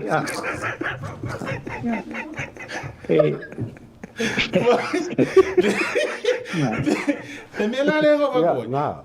Iyo. Ai te ringo e. O feilo ai se teimi. Le luaso le o kene. Ia. Ole mo ka. Se tatou feilo ai se teimi. Ia ona. Kuir ka. I don't know whai atu. Na umarona whai ana mea ia. Na umarona whai ana tai chi. Sauro rui. Sauro runga marka maro whai. Whai aku roa whenka. Ia ku iro marangu. Ia. Maro. Maro o le fiafianga i le loto o ro maintain le. Ia wala muinga tai chi oi. Ai ka poro oi. Ia nga. Ia mai mane. Rua mea ia fo ile e maintain ai pere rua maro losi ona o le ngā ngaifo o le soifua i rua tausanga. Ai tatou oro i tatou issues ele. Awangi ka koe, au ka koe a whiwhore mea le umanino maramara. Ia, tātai. Ma ua uma fo i e re toi whatangasi sin toi whasoa i le mele le waka koua. Ia ai tata mai loi te tonu tau whina ngalo ma. Ole. Bui. Ia. Ka ma ku ku ka mi le ma ku le wai asia ka ka mi ka ai ki fa pe a penge le ka ki fe le so rum ka pe la ka ka lo pra sa e pe ko inga ma ngo fo. Ia. E lai mo ma hui lai o so sa matu. Pamol mole vui. Ele o toe te talaina ni fela flo fo inga matau. Oh ia le le. Ia oi. Ia. Ka ko sa ka ko ka pu patan noi. Ka ko sa ka. O le po tatou faʻasoa le press secretary mane nei paela. O le upunge o paela. Fa ma ko se paela. Ua sasi po se paela ma fai mare mau kingo. E le fa befo tatou tau mo fai e fa ma fa ma tau le pua mala fo fo sieta mali. Ai e le upunga la fo e le ka i o le kuanga. Au ka ka wale vanga pale mia. E le i ke o mai ka ua penga kupungi me fa pengi mo mo. Ai fa fea nga kupuri ngai ko inga mistake fa pengi o le announce se mea e le officially ya ku ava ko le e ma e ala le kapeleta. Se men so finga. Ile level le roi. Ile level le Maro va tai asiata mari atawa. I think e le se me ka o se deliberate. Yeah, le foi se me ka o se genuine mistake when it comes to le ngaluenga o fearful kausanga on fatinoina. O i o le ua au mai sa o lava ele a fo o me na tie fa alia. O le si lea kangaka o le lava e lafi kua ma pretend lava as if he is genuine with his work. Alalea. E e te mi faalia ia. Na te lo leia.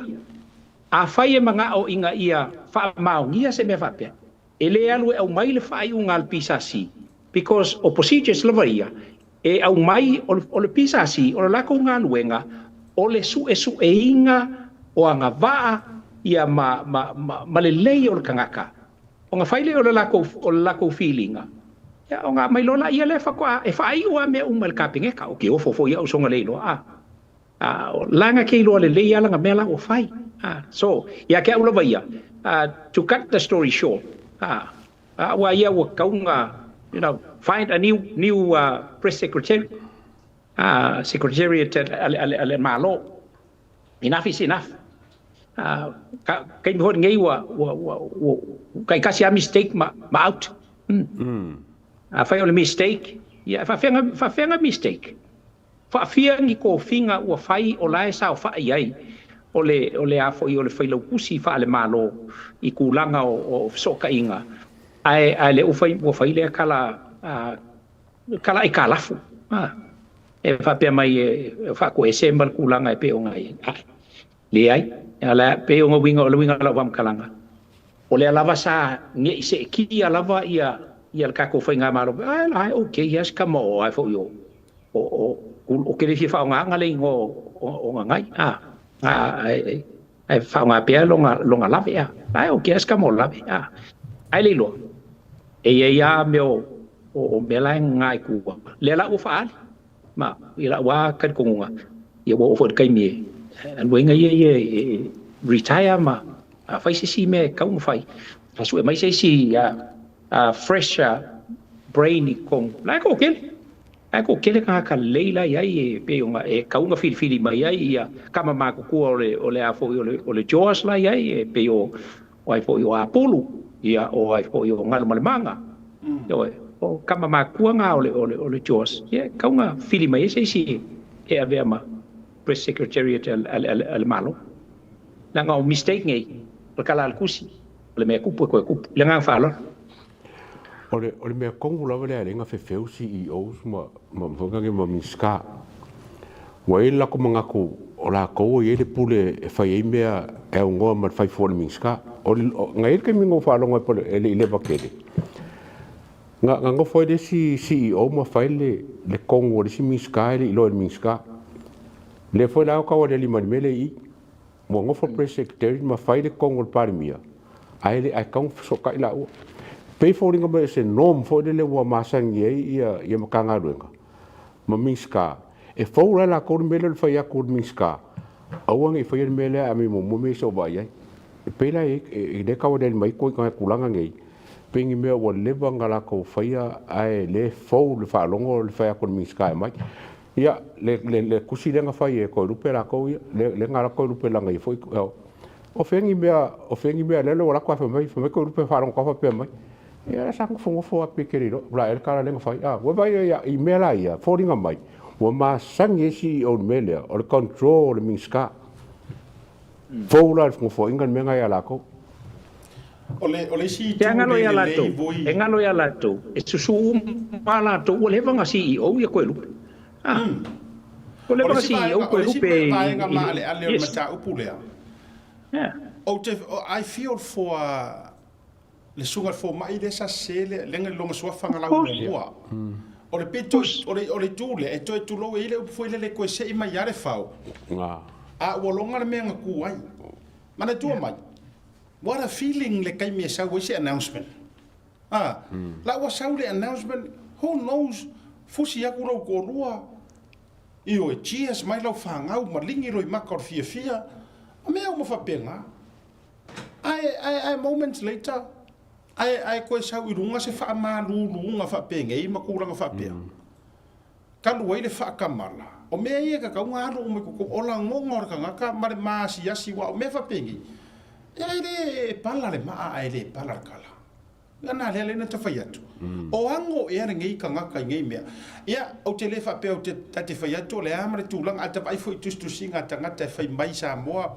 Ia e lau mau ia mai ai mare mau kala ese fa mai e a o aile aisa o aile aisa. E le nga mare la inga ia foi tanga te fa pe na la tu tala nei I tele o nei tanga ta e venga wenga malo. Ai a ku kupu mai la me fa pengi. O le fesiri la e kau ke fase se e ala upu e fai mai ngai o ai aisa o ai e fala au fasainga. Ia wa e paunga ko inga me e kam info ilele e ongo make ese obvious mistake fa pengi. E sa o le alo lo fidakano asiata wa o nei vai nga uma. And I think ole ta silia leo na onga le wa sa no asiata. O lang ngona o tangata lea na ia whaalawi loina mai. Ai leo lea whaai unga wa umana te oto le ka peneta. Ia lea la o le a avea ma o se vaenga o le a loto ti ngā hai. ia le nei tamali ia i le whainga malo va pe ua whapiko po le ale le tūlanga. I know for a fact. E makua mawalunga le sinsila ale ni fo mai le kulanga foi pe nga yai kula mai o whainga malo mal tūlanga pe. Ia mala ko i manino alfo ma ia tūlanga o filfilinga va pe nei. But ia te ula ia whichever lava o ila ua, but ia te avoe o ke makua ulango inga lava o la ua tala le na whai ina ua saule ia le tūlanga lea. Na o whaftai le tua. Because I met this lady twice. Ma tala noa il teimi o whainga malo le te atu.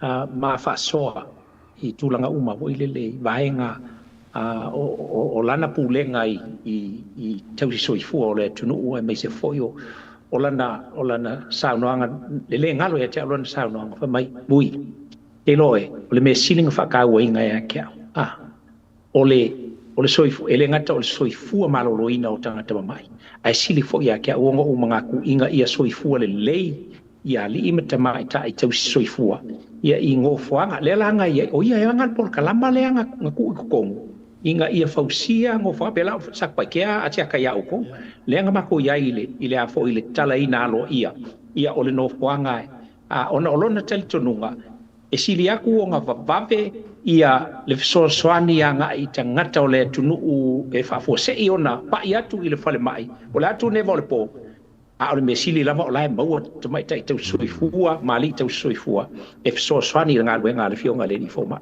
ina ia nofo mau ia fo lele ina i lola tau savali le ngā whala le sa o lei le sa unoanga lea ia ta dia ia wha malulu sunga le foma i o ta ufo le suafa Tavia. Fa marulu ono langona matulanga o yai. Ai foi mai la le feeling o yai moni lo fina ngarvui. Se foi sa no ia le ato. La foi le na faita watu na nafi. Ai se vai ngai ese lo karia ngai le kulanga lea. Leanga honors. E fai mai le fo mai fa ko special arkai me di foi vai kanga. Fatu pe atato wo de tautua mala unanga. O le mele wo mo mia. E mo mia se CEO nga ke langonga laukeli i le first point of contact. La ngai fa peka ke fa ko le tulo o fo mai le sa nga o fo mai kama mamafa ka ko bia kama mafai a sa wa lo e out fo mai ale e umai lumai ngai nurse lumai nai nurse ai ole manai o i la o CEO de kangaka sa vai e mua sila ai kaimi fo yo nurse i le oi o le kinga o mafakianga o le kangaka ngase ma mo mia se so swangi pe a ka ngua e nga ke sira fia le ya me ka fa le mo ma ave ia i le fa mo kasi nga vai nga o ke piki ai le feeling ale le ngonga fakinga na tonu ngonga fakanga ka makua ngo so kanga ma ka mai ki se yo nga ka makua e le sa mo sa le ka ko CEO fo a pe ole ka ko ngi ole o fa le kongo le press secretary le ka ko ngi yo le sek lo kalisa o ai yo le sek pai lui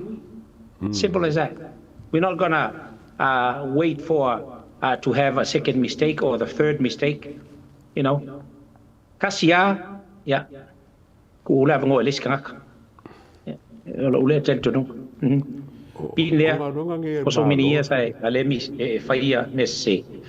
A deliberate for ilanga message, I think. Yeah. Yeah, ole ta ualena. Awa ya si ko inga mga ku nga yo Sofia ku me foi le nga fa le mistake le ka yo mistake po le ale. Por kama foi le la wa ka usa o ku ka ngaka. O inga recommend mai o ya malie ele o ele o fili mai ore kele yo o manga kunga yo ku kupu ku ko inga me nga fa inga fa pea o mene mo le pesili ka se ka ko kilo la press conference a fanga nga ku le pepe ma punga mai mele wa ma punga mai longo ngo ofisili a ku le na vai me ka fa ta ka fa ngo ra wa ke le ngo pongi ele fa press conference a ku le pa po nga fi si ka ko vai so ka ngo me e lu ya o te lol te lel na foi la ua salani le fionga le lipa le mia ia se lau pasenge kākou CEO ia i le tūlanga wa ia tātou le feelinga fo ia le malo o le isi vaenga lea na toe whaamamawhana nei. O le mata upu lea tātou walanga lau ke wea kua le whape me le paua i isi pikongu o Samoa. E iei la le vaenga malia vui ma le atau le sasau ngoai le whionga le palemia. O le ua sau ngai runga kuskusinga a ngusi pepa mwhamai ua le se kupe ale IPC e whakawingi a fifou le se kupe ale IPC o le issue fo i le kupu whamai ua le se kupe ua le a le la na sau noa le palemia o le IPC kasi lea i tūtino le malo a whaila ua la koiloa ma le pūlenga ua le se kupe o ai e fesiri ai Siri malo. e fesiri le malo e atangia ma le sau ngoanga le palemia e le ai lava masesi ofisiria a le PO face le media ma ka u yai fa a kungalunga o angi mafua anga ya la inga pe mo musu e ko fesidi mai le malo a le winga o la utala o itu tino le malo o le la kukinga le malo a yengi me mo mi e fa ngau se upu e ke kangi lo kinga ku sa foi pe o pala o pakeki o angi mafua anga ya mata mai sofina ngaro le ya tawon ta o le ya vui ole half ma le fangi ma le moli ole pawa o me ka ua ia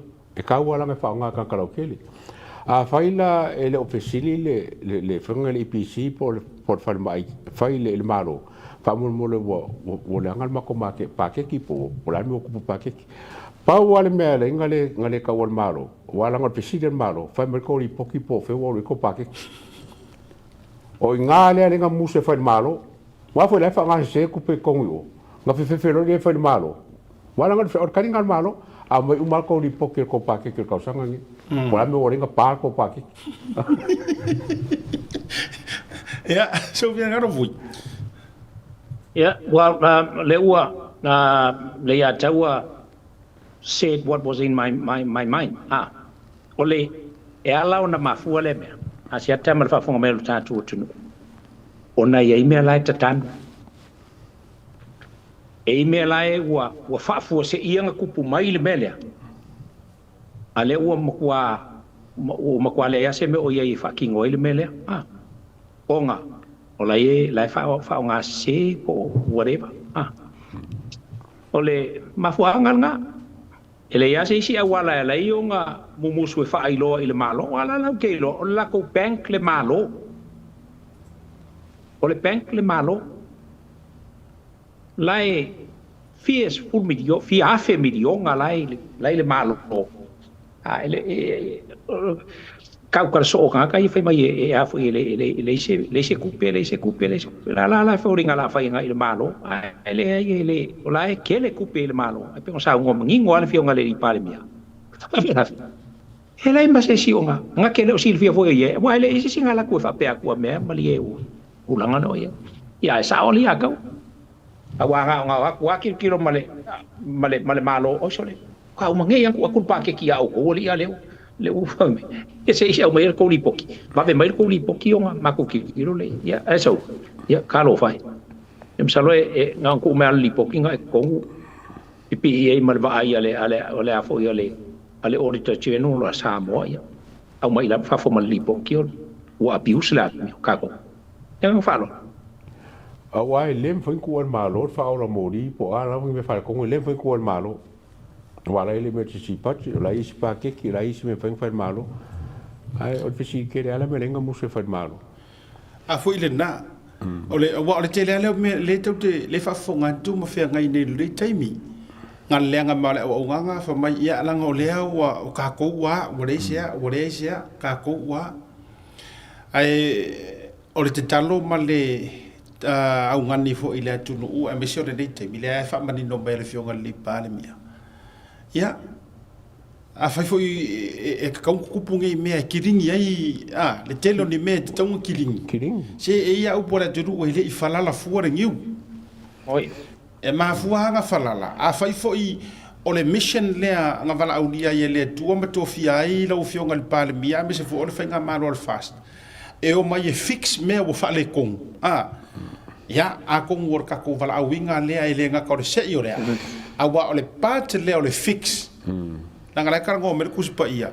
O le uproot and replant. Pai. Amerika fionga le atua. O le se ia i runga.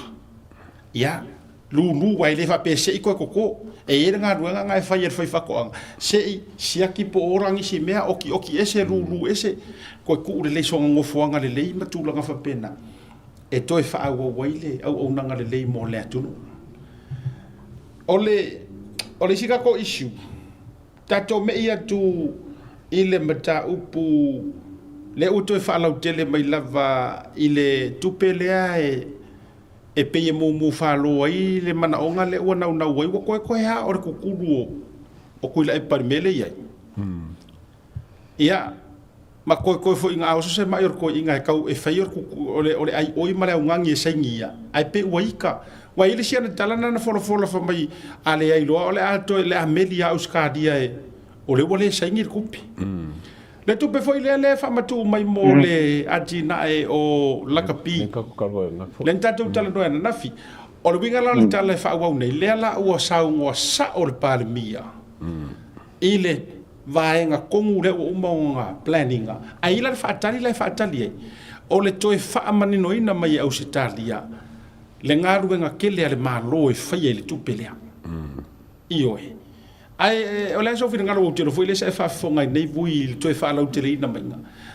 O le tulanga le ile e sai nginga o kako vaenga inga ia mai tu tupelea mo so soangi le lakpi. Well, I think o te tonu ia o le pe fo na sa no marino le fionga le ni palemia. Pa wala ko polenga o va pe uma sangil palemia nga melo ku pe avisa o ile nga avisa o le ia pe sangil palemia al fo sa o ku pe nga i o ile le yungi la kapi which is o me tau ai tele de fina tau ai tele de fina nale va tu e sa no tu so na tonu ala o to efisidi ile palemia ya Australia. Le anga o le wo ko ui mai le malo. O fisili la clarify. O le ale pata le malo Samoa e play i. Pe a ka ungu mai le kupelea. Lo no winga e tangia mai le wa sa no vui fa mani no iso finangalo. E a kangia mai. A sa ko nga me foi le nga e sangia ai ave umai o la ka pie faia. Okay. Lo winga la e ka ke vai nga le mo sa le sa ngor ka e nga ke de faia se nga me. Ai a mai le fa mani no nga e saingi e oe mai ke ler ko pat ko ke polo faʻasoa inga ai ma ko vai inga mo le o lakapi o nga la le whaakaria i se clarification o le mea. E na tonu wa pe no wa tala no atu asiat. Wa ila u wa whalongolonga ku le sao no nga le fionga le palemia. Ia, na tau o mai ese la ngona pe folinga mai o anga masangi e saingi palemia sa ku pe sau alu sao i o ile yung ila kapi pe nga masangai but then o kupe ngai ele se kupe mai ile afo ile yung ila kapi le IP le afo the world rugby le IRP yes ele se kupe mai la ko therefore sa wala la ko wi o sa o wa ole yu o afo ole mother union nga i yungi kungu kai kasi but then o kupe le o le au mai e le pengo fa foi ngafi se le vale Australia and I know for a fact if a mangingo mai ai Australia no the reason why we're giving you that money because langa ole aid ale malo o Australia ole aid a taxpayers Australia longa winga e ku inga ku ilalo e alu ilalo aid sanga ia kumoku kawaki ai ole purpose lava. Therefore, you are so responsible. But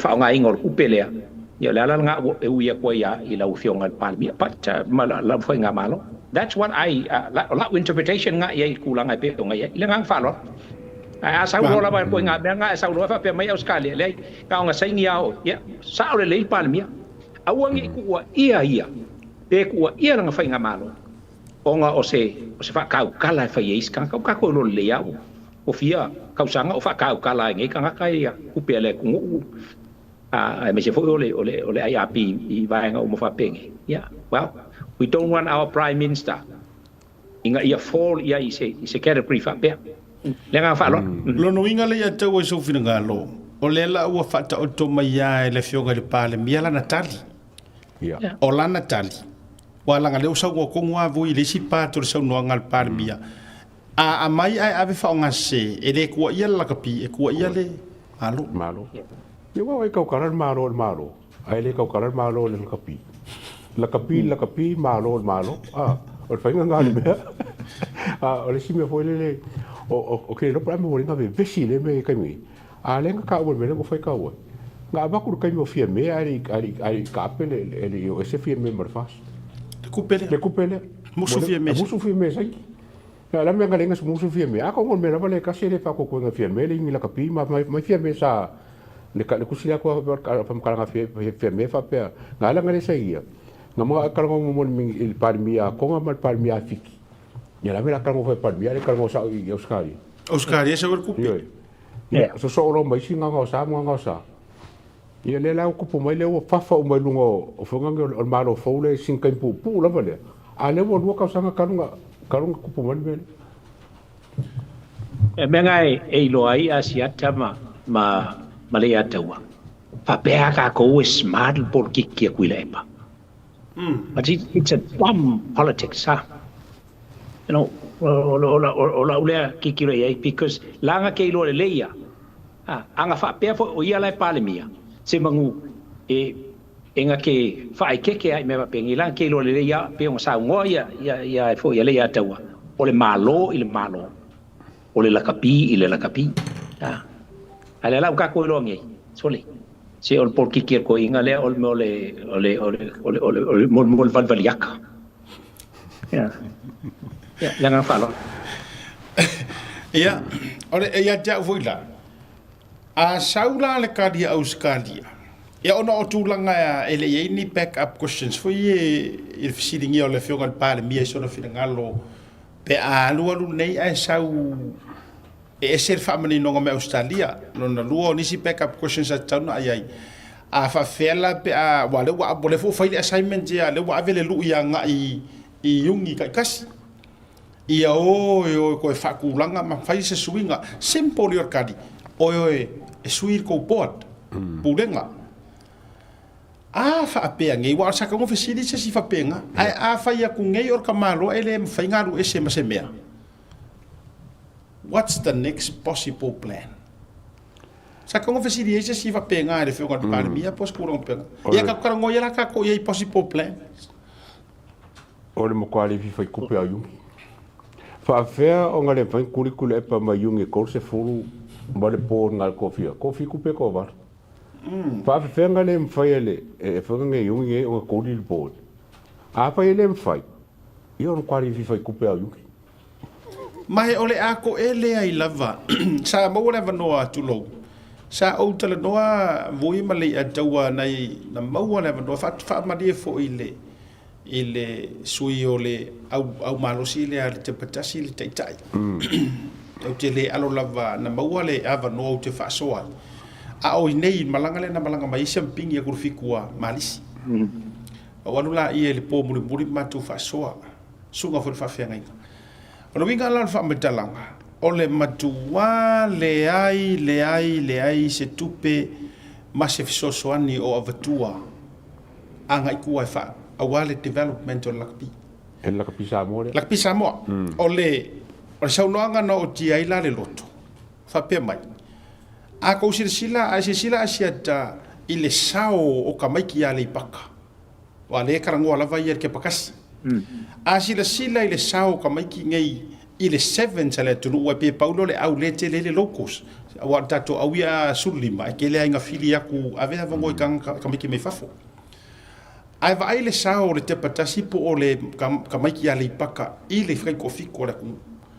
Oka se sao inga kikele. Ya, e name ko kele Tom Yosefo fa solo mai ko kelo ila to na ta alo e ofiai ma tamiti le temine ko fa foi fa niko a maliko a tamale va a pelu mali maleano no ai fa mai tala o le telo ni so tamiti o yai mana o manu anga tuma le ai mangi me o moa usa aku se siku oka se afu ngai fo iku malo le fai le sao le au Samoa ai le ngi mea ka mai ki o mo le ngi kupe le nothing le se along le ngi meo e kusa o le kangi ala ko la ko di ma develop la ko players nga umale nga develop ai koe apa koe mai le ka alo malo ai nga pinga nga yusa fo ile nga uma lo nga pio pa or ka vale nga uma palai kia ai le ai se kupe manga kuala o funding ngi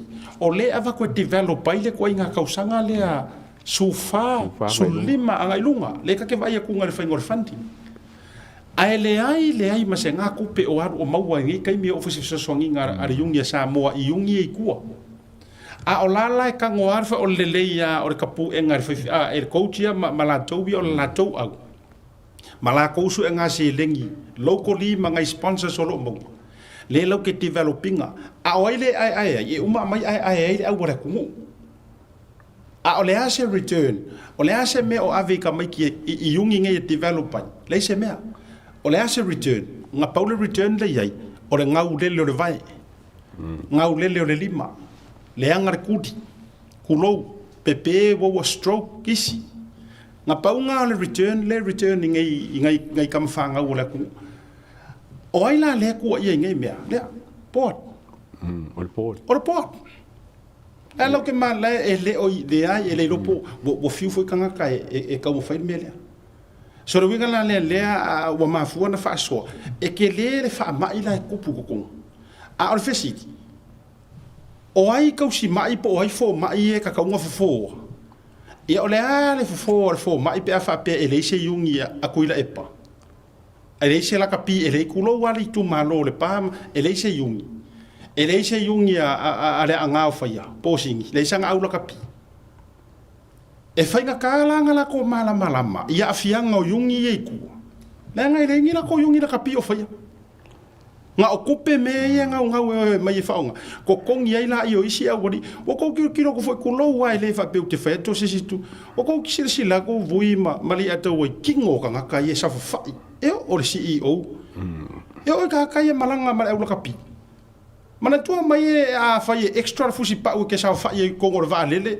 a fa ye ke le o fi ngo fo ye mo lai true story ka ngole fa ya e longo winga, every travel is travel I kangakangi, business class. Yeah. It's costing le laka pia Samoa. E ako mangai kingo ke kere le o rusi. Ngoko le o fingo fo ia economy classes mango fo ia. Yeah, of course e ngo fo ka ngaka.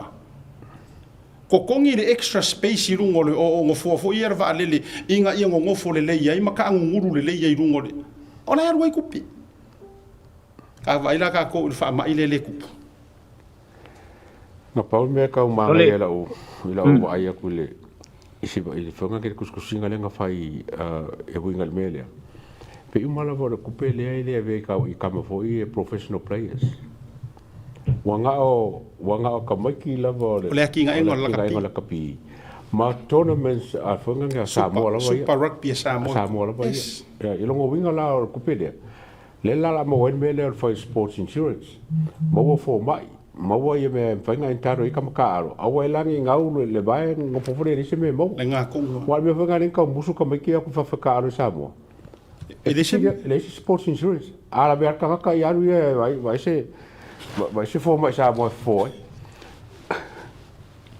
ya ole wa fo o le vai ngale sa u fia tala no ai ma abatu se ngona le usa no tonua ia ile sunga ale atawa wa vai o me tau na matala matilo ia ole facility le asiata ma le atawa pe ia se a fo se sports insurance tamata alol tatu tunu wa tawa na ia me e ka voi la o me te tau ta pena le vai ngale sa fa ile port la na e te tonua uia wa a failo e a fo ele mafai e yungi uma nga fa malo lo le pod le nei then o tel tonu e tauna ye le power ile fainga malo e sack ile pod sack ile pod create sesi pod fo ya pe no fa tu mau pe lo tel tonu nga you know le ile tio ngai ile ya fo muina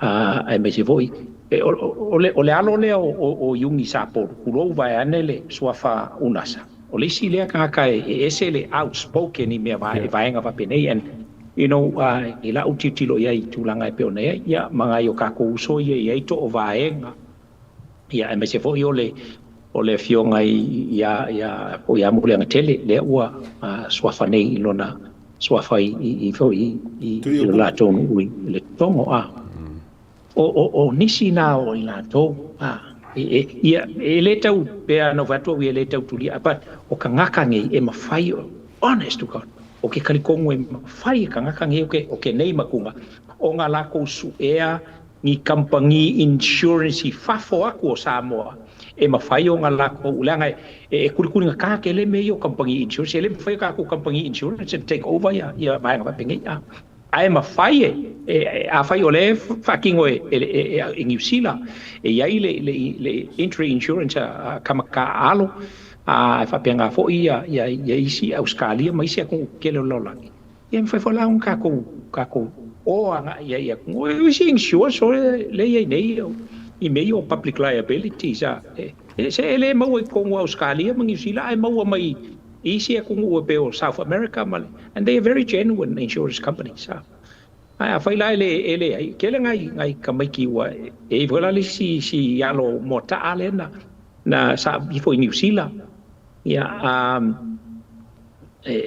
pe ya o le tuanga ne o te mai tai le tu stala mai ka ko kenge la po ale le ku skala ile afo ile observer na abane New Zealand ya tulanga la na la veasi kamaki ki vo le ka longa ele yo i out tele but na la vea el talong and fai all blacks o ile apia park ya le na la paralyze ya mal tulanga pe ona ya ai ka ua kele le vai ngale wo ka ua ile kupele e au mai lo na winga o le taua o le grassroot ya o le fianga la ngi yo ngi kama vai ake wa mai ngi al swafa o ile ato ol tai ya po le fionga fo ya fa mwinga ya ngal kupfia ai David tua o langa lava le vaenga sa fa ka mo e mai ngai le ko wa kungu o le grassroot ia mua nga tackle fa fi kauli o kupulanga la iki ai le yo inga ma apale pe al kala ho le fa il kuspa ia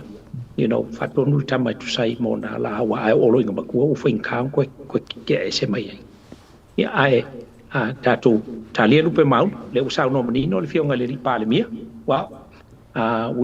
we pray for his decision ngai make sure o ka kong fa iunga fo ia le fionga le pale mia fa iunga fa iunga la facility ile tu e temi uma ina if so ni mai ni ana fa iunga fa ti la fa iunga la o mai le fionga le pale mia I will be 500% agree with it le nga fa o le article le observer le sa refer ye le sa no nga le parmia le la tu atulunga o le tangata le tu mai article le o le CEO le e ko si na mai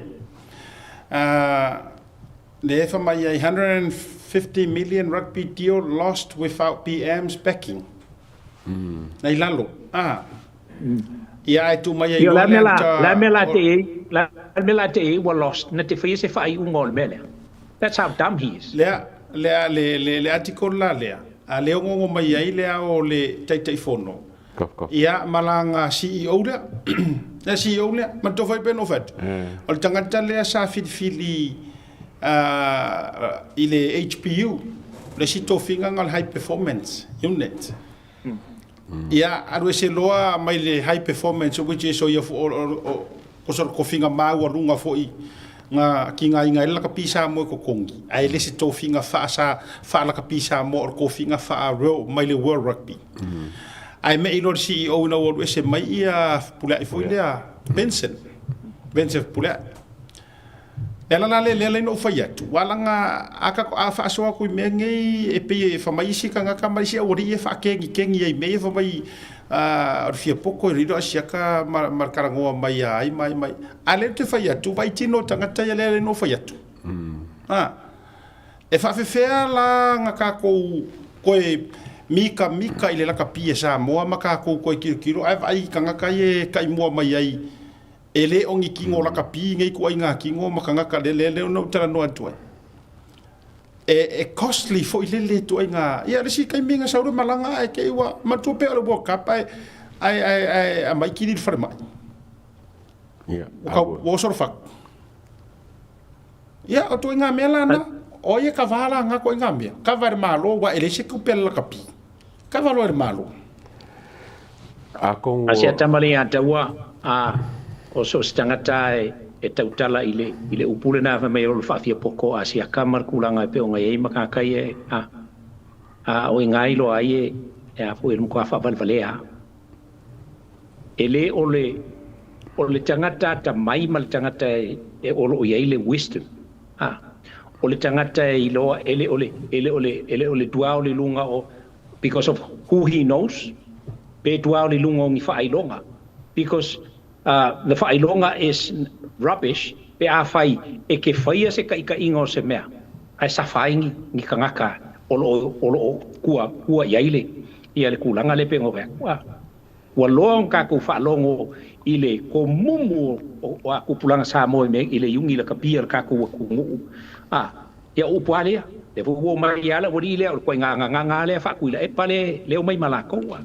And yet, o results o mea la ku ke fai ka ko ke ilo ai e a kama mai e ia le poko o le kua mal musmusunga le ku mea la ku ke fai o le nganga a koa la ku ke ngau inga ia ofo lo la ku wa ka mai malo la ku poko inga ia ka po e ai alo mfanga o ka ku ai le o le ofo lo la ku ko mai malo la ku poko e fu e ai ala kanga ka ku hiki masa sai la ku kanga, and that's not good. Ia ilangang falon. A kongo lau mai ka waku a sia kama bui pa pe forfa fonga Samoa. I think o se amakanga faule wa ka kau o nga awangi ko iei kongo le board. Se kanga ka le sianga yungi la kapi. It's supposed to be le atawa. Common sense. Ole rule nga. Fa marosi lola. A vera fa ko na tono wa mo mai. Fa marosi lola. Wai le sianga ko ka kalingi la ko yungi nga ko le run ye me a kala fe la ko yungi. A fa mo le a fa ngari kongu o lai la yungi ai ke wo le ko isa yungi. O ko meki le rese. A fa le winga. O ko meki le rese. A fa lo te fa ya tuai le wa mo tono mai wo mo fa la research de vanga le. E le nga ka le research nga ile o le si foi vai nga na o maua. O le si vai nga sa o maua mai fa fatala. O le constitution. O le constitution sa o asa ia le suinga.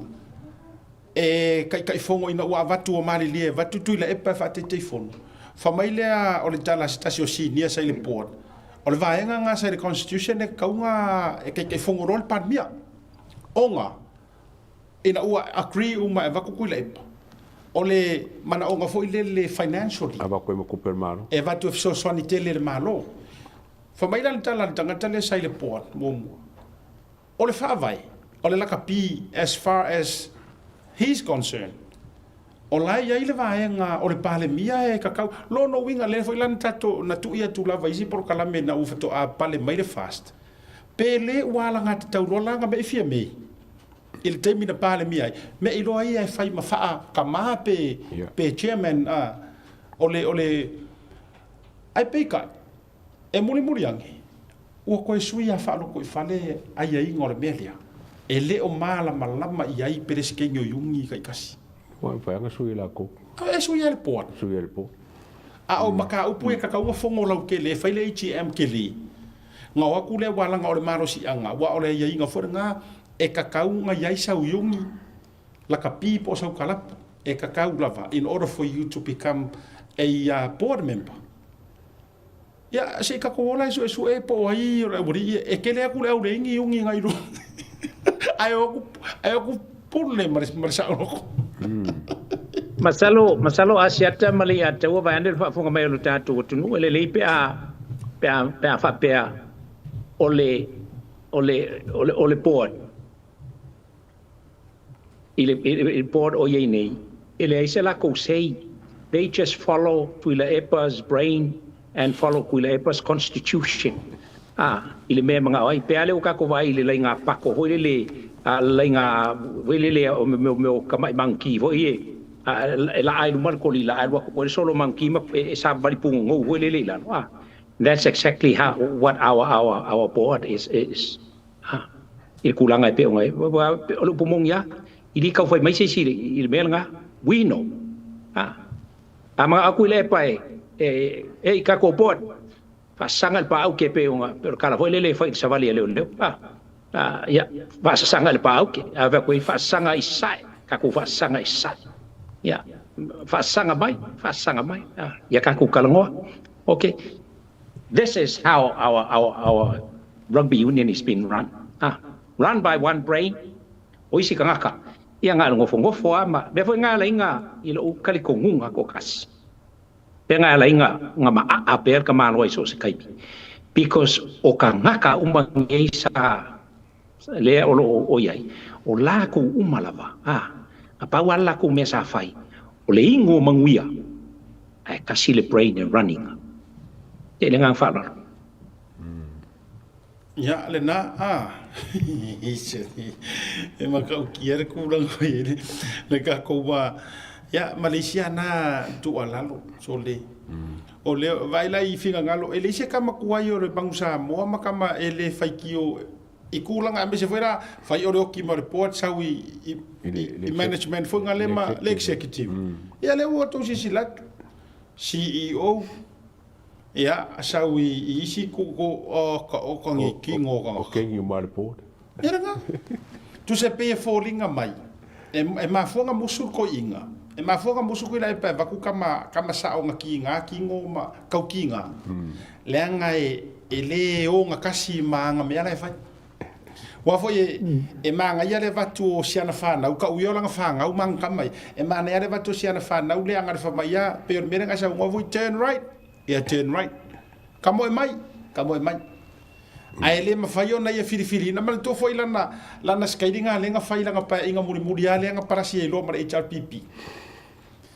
o langa skairi ko nguanga lena leina fa opposition umanga ko inga maku o fomu o foyo o liunga o kafua ia maluelu e tafua lena le pa magor pa inga muanga lenga makua pa le o muri anga lenga pasasai ro ilalo ai avatu to tonu ana tama fo ie le ai fa mai ko mo fasi pepa ia le nga le wo ko ko vai kong langa vai nga kong wanga nga bak fa mingiska wa fo wa le to e wo musu e ko fa mingiska pia fo ia ko ke le au ma ko sa ia wai ele sa wa ngar fa ko ma ansa pe wo question e kanga langa leadership ia ngo fo fa opposition umanga kanga ka langa ya va nga ai kongi mai kongwang kama fowia lenga yaile si lenga paka lenga ile lenga yaile si lang kama le wang ale aru ave au malanga ya uskadia ele lau mangu ye solo mai le ave au malanga e ora fainga malo len ki aku ngei administration of me ya ai aru ave malanga le waru fai malanga kau apu nga fa vai kaimi ya ole siang kama le nga ki fa o office of amasingonga ya sa lo mai vui e o fi fe kau ya ile suilenga ia war kamor ko kuma wala se foi lo fio fa singa ko le fo ya wo fi fe kau ya wa e fe kau ila ela kala le fa ya ku angafi e po kala ko angafi wa u manga fa ele kala ma nu ye malesi mo ku ilo ia ku ilo danga ka vale ai ma ko ka vale ai swafa ya le usau ngofo ngei wa le ka wa pe usau ngofo ngei ma ai o ia nga le nga ke ngua ngei ya ke lo nga nga kupulanga la nga wo ka ngo I ke le o afo nga ka yo mai le sanga au mai ya misi la ko kupe mai kampangia nga mai le o mai fa nga ngai ai le misi kupe ka malo mai kampangia so wo ka mi ko inga ka keeping e me o middleman sa wai kulang ai pe ngai ave sa o ngai fo fa vai ngu ma fio anga ia kulang ai pe o ngai al vai nga lenga sa ngo ia sia kai vai nga umala mangi sole e mo kwa ma ofa you know so wo kai mi wa kaunga nga amaka nga alu le clean up pe au ka fa longo aku sa nga palmia ai le lo pe ke ia wa alu le pai inga ile kausanga fo ule amaka nga kausanga wa amaka ilo nga you know don't be afraid to sack, the people who are not honest with her. Because there's a court. I'm not only for yellow case because we have got all the evidence here. No,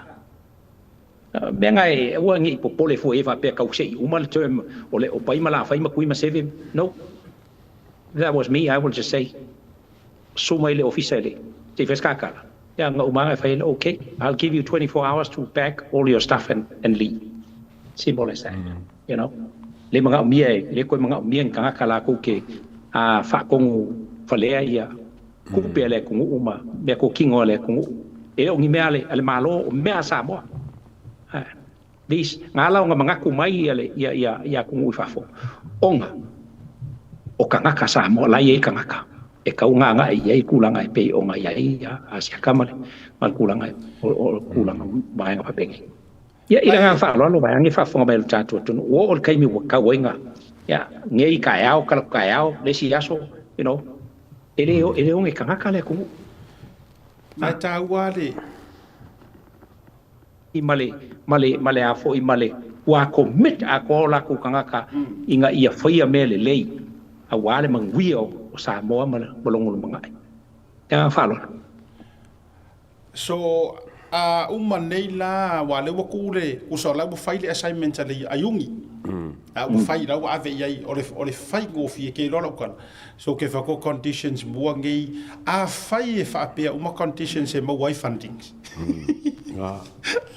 ya o machangi me se foi o background fa so kusi finance ora kele o isi application e fundings wo yanga kai se fulu wa fe kai go se fulu wa fe kai será o afe alangi au kuskusinga mangi au proposal pau wa leo de grant o fengo fie yo o fengo fie e te sila fia asiata ma le ata o fengo fie o mata upule ne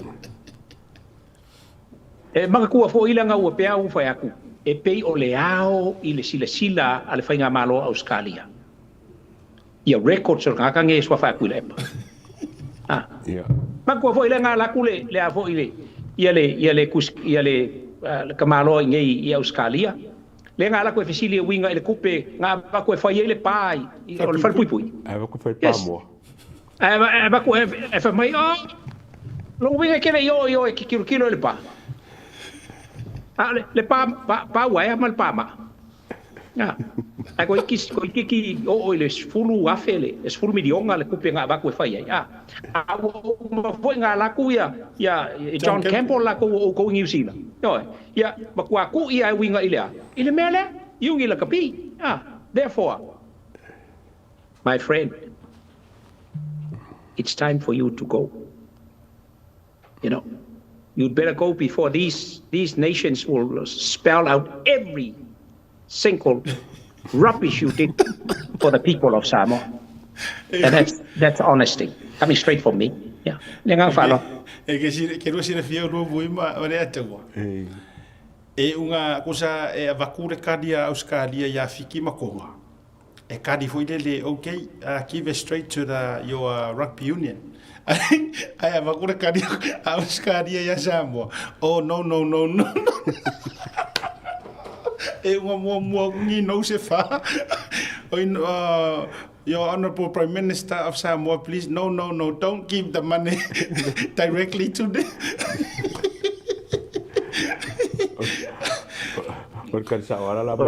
if I tetele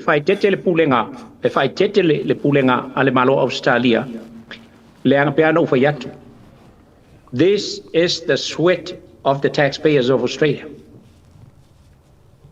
ole abuse la ole kupele o se me sili le onga ai kui ile fainga malo maltete inga malo Australia because ole kupe a ko nge ki o la ko kumwa I pe a o kai me e kapisa I kanga ko le ku uringai ya pa pe nga fo New Zealand la ko ya onga ole le fa ko inga la ko and I have no doubt ole kupe a ko alngai e manage ele fainga malo because they trust loud ale maleto they trust this new government and this is the reason why why because they trust the leadership of this man Ila ngā whaalo. Okay, lo le ar kali Australia la mai. O le wa baku le me fa ngai kupe. Ai okay na se ko malo se me fa le awala fa nga. Yes. Mai o le simple dia. Mingi ska o ka longa ave iai me ai faku foi o le ale me o ka kofia la kasi e sei fu le la kapi. Pel to la iai le matanga luenga o ta longa ta longa manga nu wale sa ku fa kasi. Le la o ku kasi ya le makanga luenga o ka longa ea se la kapi ni anga me. Ni o se loku o ka longa. Ya koe koso le lei mai ya ko ule leila ya ona vatua leo le fisoso ninga e tawala tu le malo manisi o company tu mo oti mani fala pu tonga la tu te fia to ile ngolongo ina le tatu o me sa ka ngoi la lo malo o ngol international affiliation ma laulang o malo se nga la kapita mo langa ela ko affiliation fo nga ma kapia la la ya kaula ele se menga se la kapisa mo fa o menga malo fa wala ngol malo dio ma ko ngui fa o le provo la ukala la sa nganga o fiki fiki ala nga take over malo le pule angole yungi kilia uma ese a fa nga malo rampuk kilia uma ese le me o por kiki sa ye foi fiki o ko si sila ko ranking le sa ngai e siri fiki a Australia e ma walunga fiki fa exactly ko ye so ua uma nga fai le ngā ruenga kilingi a fiki i le lātou fo i whawhitau a vai la ka ko i le running ala ua fai ai la ua koe se e lalo le malo a ua ku ua ia e nga ka alo ka mai mala malama i le ki ngā o ka alonga ka ma ngā la ko ua kau kua inga le kungu u ka alonga fiki la ua toe tu ua ia vai la development le partnership le fai ai ngai le arua i le au le a fiki anga i le supa la kapi Oka se kupe ngai sau mai nga. Kwa le leia. Yes. O le si me le fo le ko kama kwa ia ka ko ka alo. E la ko so ka ngam sia ku amanga mai ku ngwe ba ku kam. Ma ka rio ya fa me filis ka ko lima se furu e le pe o ku lima su kam le. A o nga su e mai kam ka alo sia ku fa ngo fia nga ave ka ku kam nga ve ti ba lo mai sia ku. Ma le si va nga le tau mavui. Ele mafai na tātou whataitai fua le skaili Australia ngi usila makungu ukekele. O le whaku ko kasi o le lakapi le anga ua iai lako major sponsors, ma mausali le whaavae financial li o lako. Lango le skaili nga le whapongi sa i er kakora kapi sa moa fufongor ko okele, whamai. E au fua le affiliate mai le ai ave pe lalo o kako ua kungu uia, le iei kako. E le aingi kako Nike, e le aingi kulou, kako sponsors ke kele fo ngai le rely ai vai ang usila makua secure for life le All Blacks ma le Adidas that's why e po le a ma le ang isi major sponsor ko le ma fai fa ma mulua le Adidas le All Blacks it's for life le lako sponsor major sponsors ai sea le nga fo e ka le rely ai la le All Peleki anga ile malo Ele rely ai fu ni funding ale malo lenga o le ko ngi usila can never compare on kama ai nga ya Samoa a o Samoa ia ko nga fiki makako le ai o le kulo o le backbone lava ia falangolango ile malo o isi sponsors it comes through results o le mafu anga le ala ngo mai ko sponsors ke kele pe a deliver e out results mawolunga vai a fiki au ka ko vai ku ya fikile le ko sa wele puma ma la u sa ye ku sa langa o la wa i lunga fikir ko inga vai nga fo ile e alu i lunga male value o for puma o for Nike e fa ka we ka ka o ngol ma wo lunga ole pe yer mere sa ka ko mangusamo ma fia o fu uma ka ka o for mangusamo le anga o results e fa moe le o ko sponsorship o ngor deliver ka ko results o ai se Nike e fia sa se au le ko kiki kau ke faya inga ya Spain kau ke sa ili mai ma pressure le la kapi o ai langi kampangi e fio i fo fia o fun ko ginga angi au e kau sa ili mai la nga ko no fa ko nga paula le fa moe le fa nga tonu wale na wa tauna o le fa nga tonu wale na wa tauna ye le uni la kapi o le tatu tunu wa tauna i lalo le fa malmalunga le malo i te miuma o lona winga e a fo e a point le port la to ia a fa le tonu ale port lona winga e ai ia le malusi anga ai le kabineta ia through le a fo fa e kabineta kal fa iunga ia o ki liva role i le mingiska le o ia le mingiska ka longa ia o ia nga ke molia le ia le a fo le malusi anga le inga ia aua lava nge koe ka alo ai se ka ngaka vo ile pe e fo linga o se mea ia malonga a inga markulanga pe o ngai ai a ole kulanga mongia nga pe ngo vo inga sa ngo asiaka pa ba o kai no ia fei ka ko ha ya Michael Fay le ka malo fei Michael Fay e se fi o kam ha se fi o kam kai no ka malo ka ya nga ngau lo wa ia ku a so le manga ia le a fo no lo le fau kala fai upu foi le o la ingu mai feile a kwa le o le au kai minga ye le kamalo le ma ia le kulanga foi le pe o la wa nga holdinga a rana ia o ye pule pe o mele masanga sa ngoi a siaka ile i kulanga foi o ka longa o mai kama o lava la ko mai le fa ka ul ka ko ya e run fa pising isi ai lola ia kulanga pe o mai ya le la ho ku ngi fa mai ele le ia ale o fum fa il me ka ai ngo mai ko fe yo ki mo o se le boka ko ku ia ia o ma ku ai palasi ma wala lo ya le o puare ngai fa mai la ngai ele o ia ngi fiso so o mele mali e fo ile po fa mai o le mafuanga u whape ai o na ua le o maua le tatou lango me tau se leni. Au whesiri, o ai ua mumusu wai ka ngaka e wako kupe. Ka mere whesina su inga si wai pue. Ua musu kaka e wako lima ka ngaka e le lenga wai. Ko sore mea ua tupu, ua whaatau matatau la vai ngei koia i ngā le sa ia ko ka ngaka o rea kungu. Pea mea ko sore boka kofe ngai mare mele sa fiura ki e kopo e kua lalo ia i e wha maa vai mare kofe parimia. Ai foi la lena wa fiu e o ai lana i lona ta ma fa le nganga o paso e fai ai fa ma vai ia mamalu. Le la o umare vai nga fa por kiki wa ma ele ma fai nga fosia le ku u ngofo pe parimia. Le o finally o fika ngofi le ku ave ese mar kofi parimia. A le la o so ngofo i le ko ile poa. Wa foi la langa la nga ke ro le ia e nga ke pingi a finga ngalo o kanga kai le poa. Ia pepe sai pe ki nga ori. Ai ku a wa ana palasi mai foi o le poa e file le ku fakika inga. Ele ku ai ka. Whatever foi nga auto mar mafala. Ora me lane le kupu. E peia me foi le e fioku. Ave i me ka foi le fiafe vai lo fale. Ai la ngo mai fa koi foi ai lo e ka korma kwa ko fi ai o. Kai fa. E koi fiafe ku se siro. Le leia male.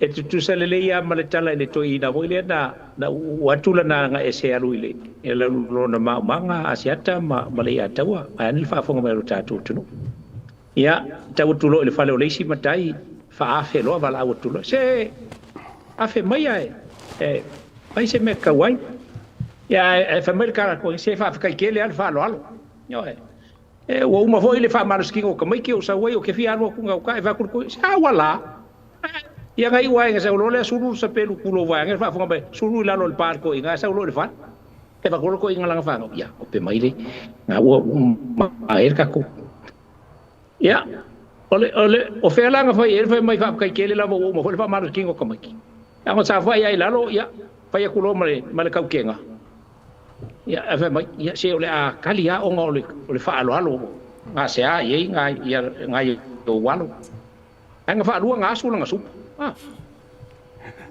pe fa pengale wingo o fa mtalama ile mor ka vo ile le pe o vai nga sa ngo ia siaka pe fa fo asa ngo mai ngi fa fo linga mai his whole brain and his whole heart is for the boys and for the game, but deep inside it is not, because he is so hungry and hungrier and hungry all the time, knowing this is a free right.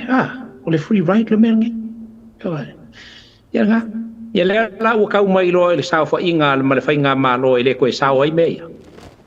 Ya, ole kulangan nga le ka ko ke vai ngai ai. La kala le ka fa ya ko asia ka malia ko fa la o fionga ma le sungai ale aka. Amele mo sa va mo sei ko so kasi mas ko inga lungo le Tautai A'e sei fa kala ngoi. Ia o mo kwa mafia o mo kwa mafia e fa nga me pa oi ai tau faʻasoa i le lakapi le ia mai whakarango yo ta kam fai mo Wai se langa media lai Samoa fo le whaka vale nga ke whaka vale a fo le media se la le kau mai lunga le Tautai A'e ini ai la ele mili fa ual me ka ko ya va kwa o lua ya mo lo taimi le taimi ma le taimi bai ko ya fe fi kai lo pe anga ngo va ko le ya le fa ma winga ma ga le lu wa ka fi kai mi kuli la ka ma so le ko amusu ava ko fa ma si wala va wingi le ki o ka kala ngo ko o le wa tatala le o le makua wa ko manga foi la le sketto se Christmas interview, special Christmas interview berko inga. Mangai. Olela te tala le vanoa. Ai o uia le taua mavui. Wo lo le kadi ko inga mo sa lunga fai. Wo lo le. O te le lava tu sa alo manatu. O te mana o fatala noa face to face. O no le tu. O te le mana o na sa wa luma wa ko inga nga fa ko inga foi le nga mea. Lai masaulo i lunga wala ika o lai le fia mai poka la me markele o bango voilenga kuli mai lang kama o fonko e sa fai mai anga su o te popo e au vui le mai moanga le tunu wala o ko inga e sa i lunga fai mai kara le fekawi ko hat o pomonia na la va ia ta befo e fa tu fesiri ai sa no i lunga ma wa mai mana vango ai sa wa lava ma sa wa matala le fitau ai atea te tala le vanoa. A professional Q&A. Yeah. Makua i o eoe. Welcome there. Le whapea la manaia le o le open atu le aia te a moa mai maue pea ngola ka bise malangar ko inga. A mai kongi. E se le fomor ko inga sa whai. A rea tau. Eoe. Langa mangai ia pe o mea alo ia.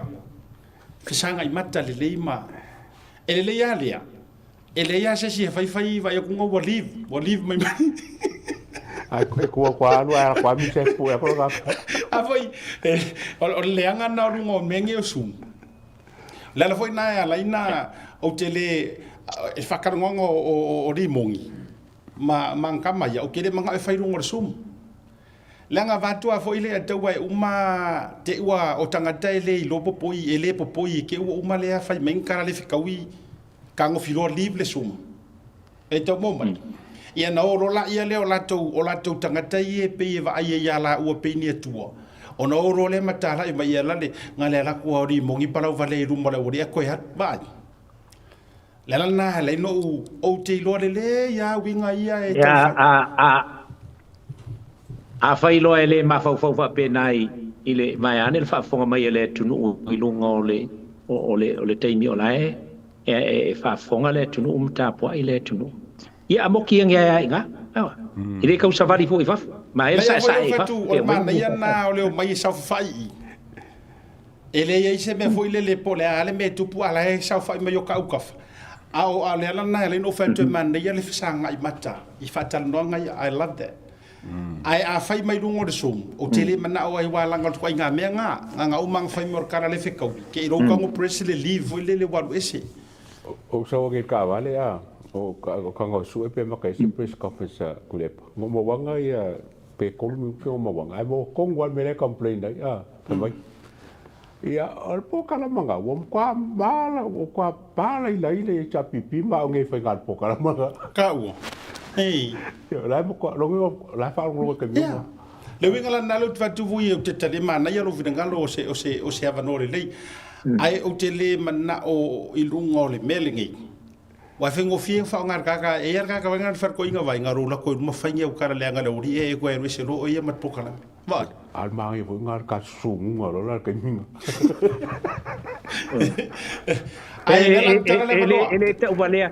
ele te uvalea ai o lua ai sili ai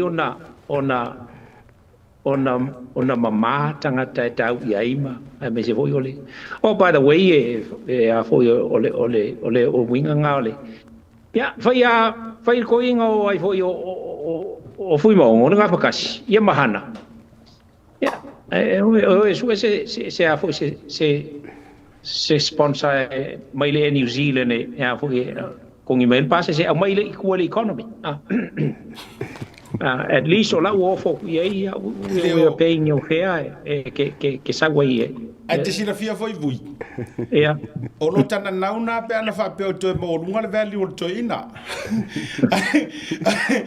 ia ola ia ola foi o nga e sire re ku me nga ku pe fai le ka ko kiri si masinga i ro le aru ia ola se me al makaukia lai tau te fa tantari se te vui le sa wa ia e sa wa lunga ana se le ia ona mau lo se fa no e a se foi ele o ye se sa o kara le ska me ki sa va ele se makaukia ke le ka mai fua le nei taimi wa uma o le taimi ana umailo na taimi le lua fe lua tasi na drop ma wala lo sa ka fe o lo le value pe ar kupi sa ka fe o lo le value nga ke minga ka la li masfu ia taimi la nei fia pixu se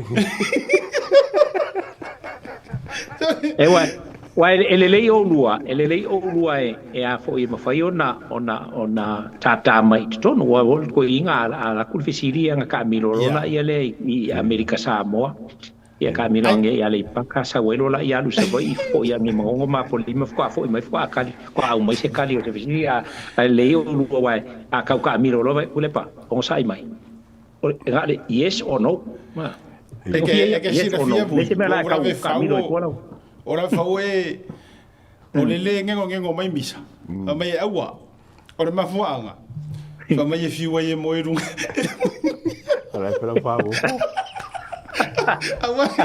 awa longo ela ko si ni ai ka ni lo su ka sa ka bo o te mana we know that we know his response he's gonna reject it honestly he's going to reject it, but you know, it's just a thought for Lily. Kafa mo fingalo. Ke mo fa o nga kong ya ka ho. Lai mana ya mai ya fu yo i ro ke mga oi. O i ele ang e sar fai me e sar fai cara le anga fai cara le anga solo le lungo sum. Ele ya mana ya le sawi. Ya na umayane ta to wa a fai fe o ka ku lunga foi le fa di fo le ala mai lalo si fa o pesi ka ku fa karngo e ke lo o mo ka fia sa lunga sum ma foi o kipin mo ko vi nga sa fai maru ia la su se me ari dale o que ar fiku no sai ele mata upu o le na maua mai you know salope o le vai aso ile tulanga foi la le e pe ona ia ile ia le famsinonga o ile ale sui palmia ma le tulanga foi le o fa o out mai se finanga lo famsinonga la tu tulanga le ia but mana ia se o tu ile vai so fo ia se o ka ua ku i New Zealand po la va se aso ko fai le ku ke a fea ko o lua ia ka ko kala ngoi le ngai vai because there are a lot of things ka unga brought up i meia o ngai ele ngai ka ua ka ko su i maka upungi le ngai se ala ngonga la ko ke o mai e se foi meia ka ko ke lo o evidence ka ko ke kwa e malo lo sia ka ko ka kiki male bai ia inga ia ele va pe vola mai era ko ngonga nga pero la mai because ele ka wanga bangingo mal ka ko i me mala mai ele va pe ango fa ku le so afima you know just because they are judges that doesn't mean that their decisions are all holy yeah I pai la ya tatou faʻasoa ai ele uma i fai aso le tua io e tatou i vai aso fou ma A le tau fai o tura utala foi lele ai le i vatuana i whaadinga muli a tatu whamawai vui. O le mana ia foi o le amai o le toina pe ai o mai malau o fionga i. Ka ko fai. I o e wafui lele a tau toina. A kau ko inga ia o faku. Se wheka ngofia o rua e le ko kau kupuranga mar ko inga. Wai wheka ngofia ko o rua ngai ko ke rua. Ia toi whaasau. E foi le. Ai le au ngare. Oh, definitely, it's a promise. Le kai mea mauai le avanoa sa waria le ko inga ka e ko ke interview. I will pay my fare to come and join the panel. Honestly. I will. Ma lai whaftai, ke la longa ao le taimi le leia e mauai se avanoa e whatara noa le to ina lea taua. O le taimi foi lele wa mauti noa o leo le asau e whairana whamawhaenga. Whamawhae mari yungi. Mare port. Whamawhae uma. O le kaimi konguanga i oe. Ai o le popolenga e lea o ngare sau foi lele whaonga i e whai atua inisi ana whaolo ataua ma tūlanga whapena. Aore mana ia. E oro le te mira whamawhae ai wa whapea mai o le wafia i loa o mai Samoa o whamawhaenga. Sau rori runga i. Ia tātou o mai role tau tau mawhai Tasi Market ina. O le asira sila fo i la la ku. I wharoa longa Tautai A'e la whai ai i kai mea umai lang whamawhaenga. Ioe. Kusa o ior kupua ma o isu.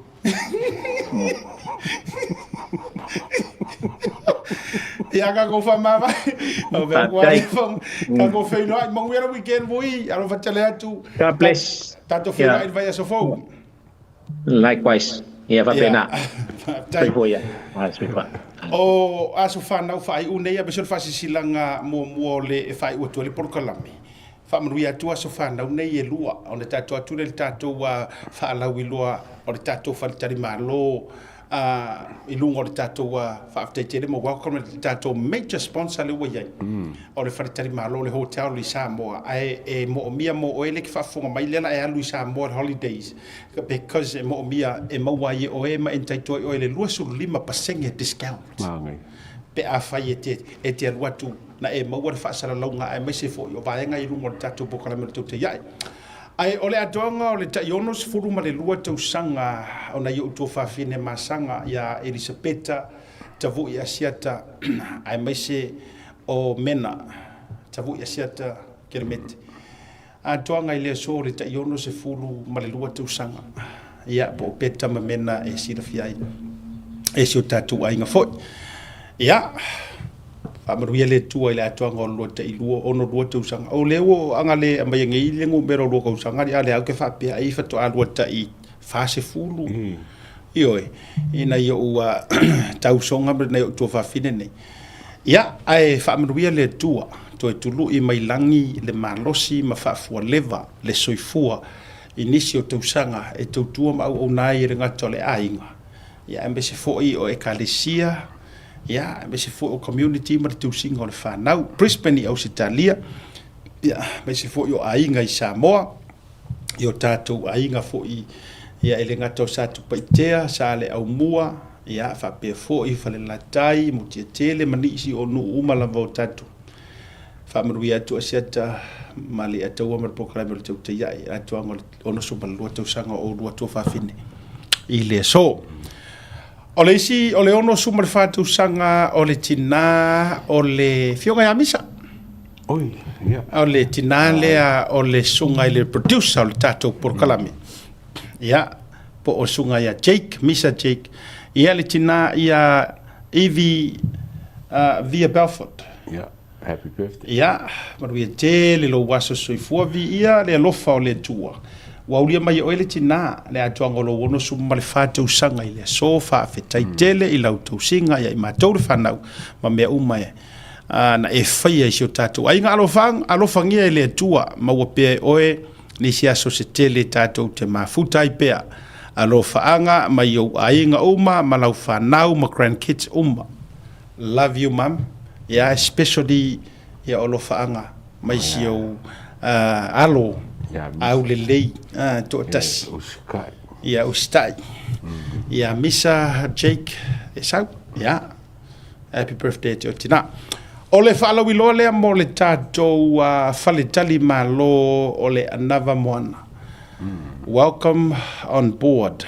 O le vaiaso na tenei. In fact, 2 weeks ago, sa whaamausali ai le tātou sponsor le nei po le major sponsor o le anava moana hotel.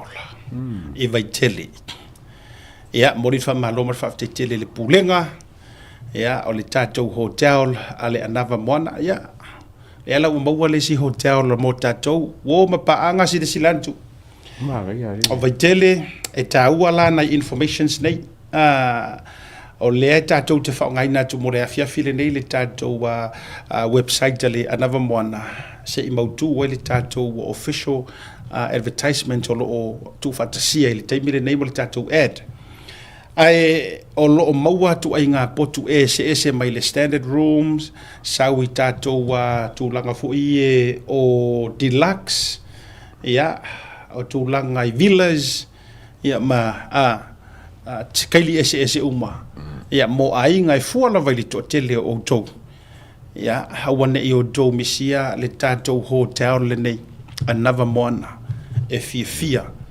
Ia, e au auna matautua mo o tau. Ia, fans o mal prokalame o le Tautai A'e. Ia, I le lalolangi a tō, po fe o lo tau wau mauai a fai o le ta pena sau malanga I Samoa. E o foi fans a Samoa la tau. Ai tāua la, lo waluatu ma e whai lo atu. Sa e maua le au onanga ma le whaasara launga le nei lunga o le prokalame a le Tautai A'e, mai a asiata ma le a taua. Ia, e fo ia inga matulanga o lo waluatu ai le whapea fo ile le whakaikainga o oe HRPP. E ka kua I mesa sao makaka ele whainga lo waloi o ki nganga ele fia ia maua. Ai ngaro lako whamai e. Yang whamai asiata leila ngai e iai e tatou e wha fesili na fesili e tuaile staff. Ia te oi. E tusai mai inga ia. Lono winga e a e fia malanga I o I Samoa. E lono winga e mana o I fesili magic questions e te tau i ona entaito o I le lusu 5%. 25% discount. E te nofo ai I le anava moana. Ia o nga e fiso ka I mai la ia lea. Ai ke le ia lo e whailau bookings. E te fiso o tai mai I le Tautai A'e. Ai le whailau bookings lea ngai kaunga avaku ia o e kusa basic code. E te taunga. Ai awha apea mo le lautele. E te fialu lava o e just a general mention nga e maua I le Tautai A'e ma le Blue TV. It's only 10% discount. Alai. Oka. Alai ai. Ai manatua mai. O potu uma e include ai ma le lerka unga breakfast o le continental o le nga continental breakfast o ko le masangano Continental Airlines are continental breakfast le na o potu uma lava e te pukinga mai no foi ia e entaito o le continental breakfast lono wingo le let's fasa mo continental breakfast o se maluta e ao Fapikoa. Foi lele e te lei tau sa mo ka nunga yo. Ko se fainga Fapikoa. Continental region area. Ia le na, o tau sila mai ka mai. So once e puka i o le hotel. Ia a faila te ala tua me fa pe okay sa ma maua mai em faila ngai mentioning sa maua mai le ilunga ai te le I maua la magic questions here e le ka ua ko I ke so ka mai le blue wave a fa pe la te alu na ole na 4% ni ke le fra ai e so te mai ma poku mai a pe mai siata mo te fia o magic questions here le mai na ia entaito I ma to le lua so 5% discount. Ia ona e fiso te mai. Ia, tātou whatan malo, tātou wōmpa anga Amerika ma Australia, whapea fo New Zealand nei, Hawaii, atu motu umor Pasifika, e maiseo Europa, Asia, perkangia kele, ma so se tafo lalangi. Ia, tātou langolango whatan malo lea ua afifio mai le taimi pisi le nei o season. E whaasala lau ma whaalau loa. Remember, there's more. There's rentals. Lai tu whatasi le tātou advertisement. Come Monday, Paul Tuesday. oso kaku Ai. ya taurungan poklame ese si vanki Have e a pa good weekend. yes Mo ia. felo ai fa mo o le fionga ya yo lupotea misa toni le po na nei oats na nei oats I o tau felo ia ina ya fai mali lo weekend until then ya nga solo o tau melepone la o tala le tatou food van ale JEVIK la o tala le taimi le nei Mr. Fly. ya le na tonua le o meli mer kamalo la o on le kaimi ngai until 10 tonight ka ko para lo ia information meu ya ele nei ma tua nei matao ia na uma rolo la tua ma le unanga ia fato ato ya e ngā ruenga le JEVIK Island Taste ia January ile tausanga fo ia manuel de fiafi tofa soifo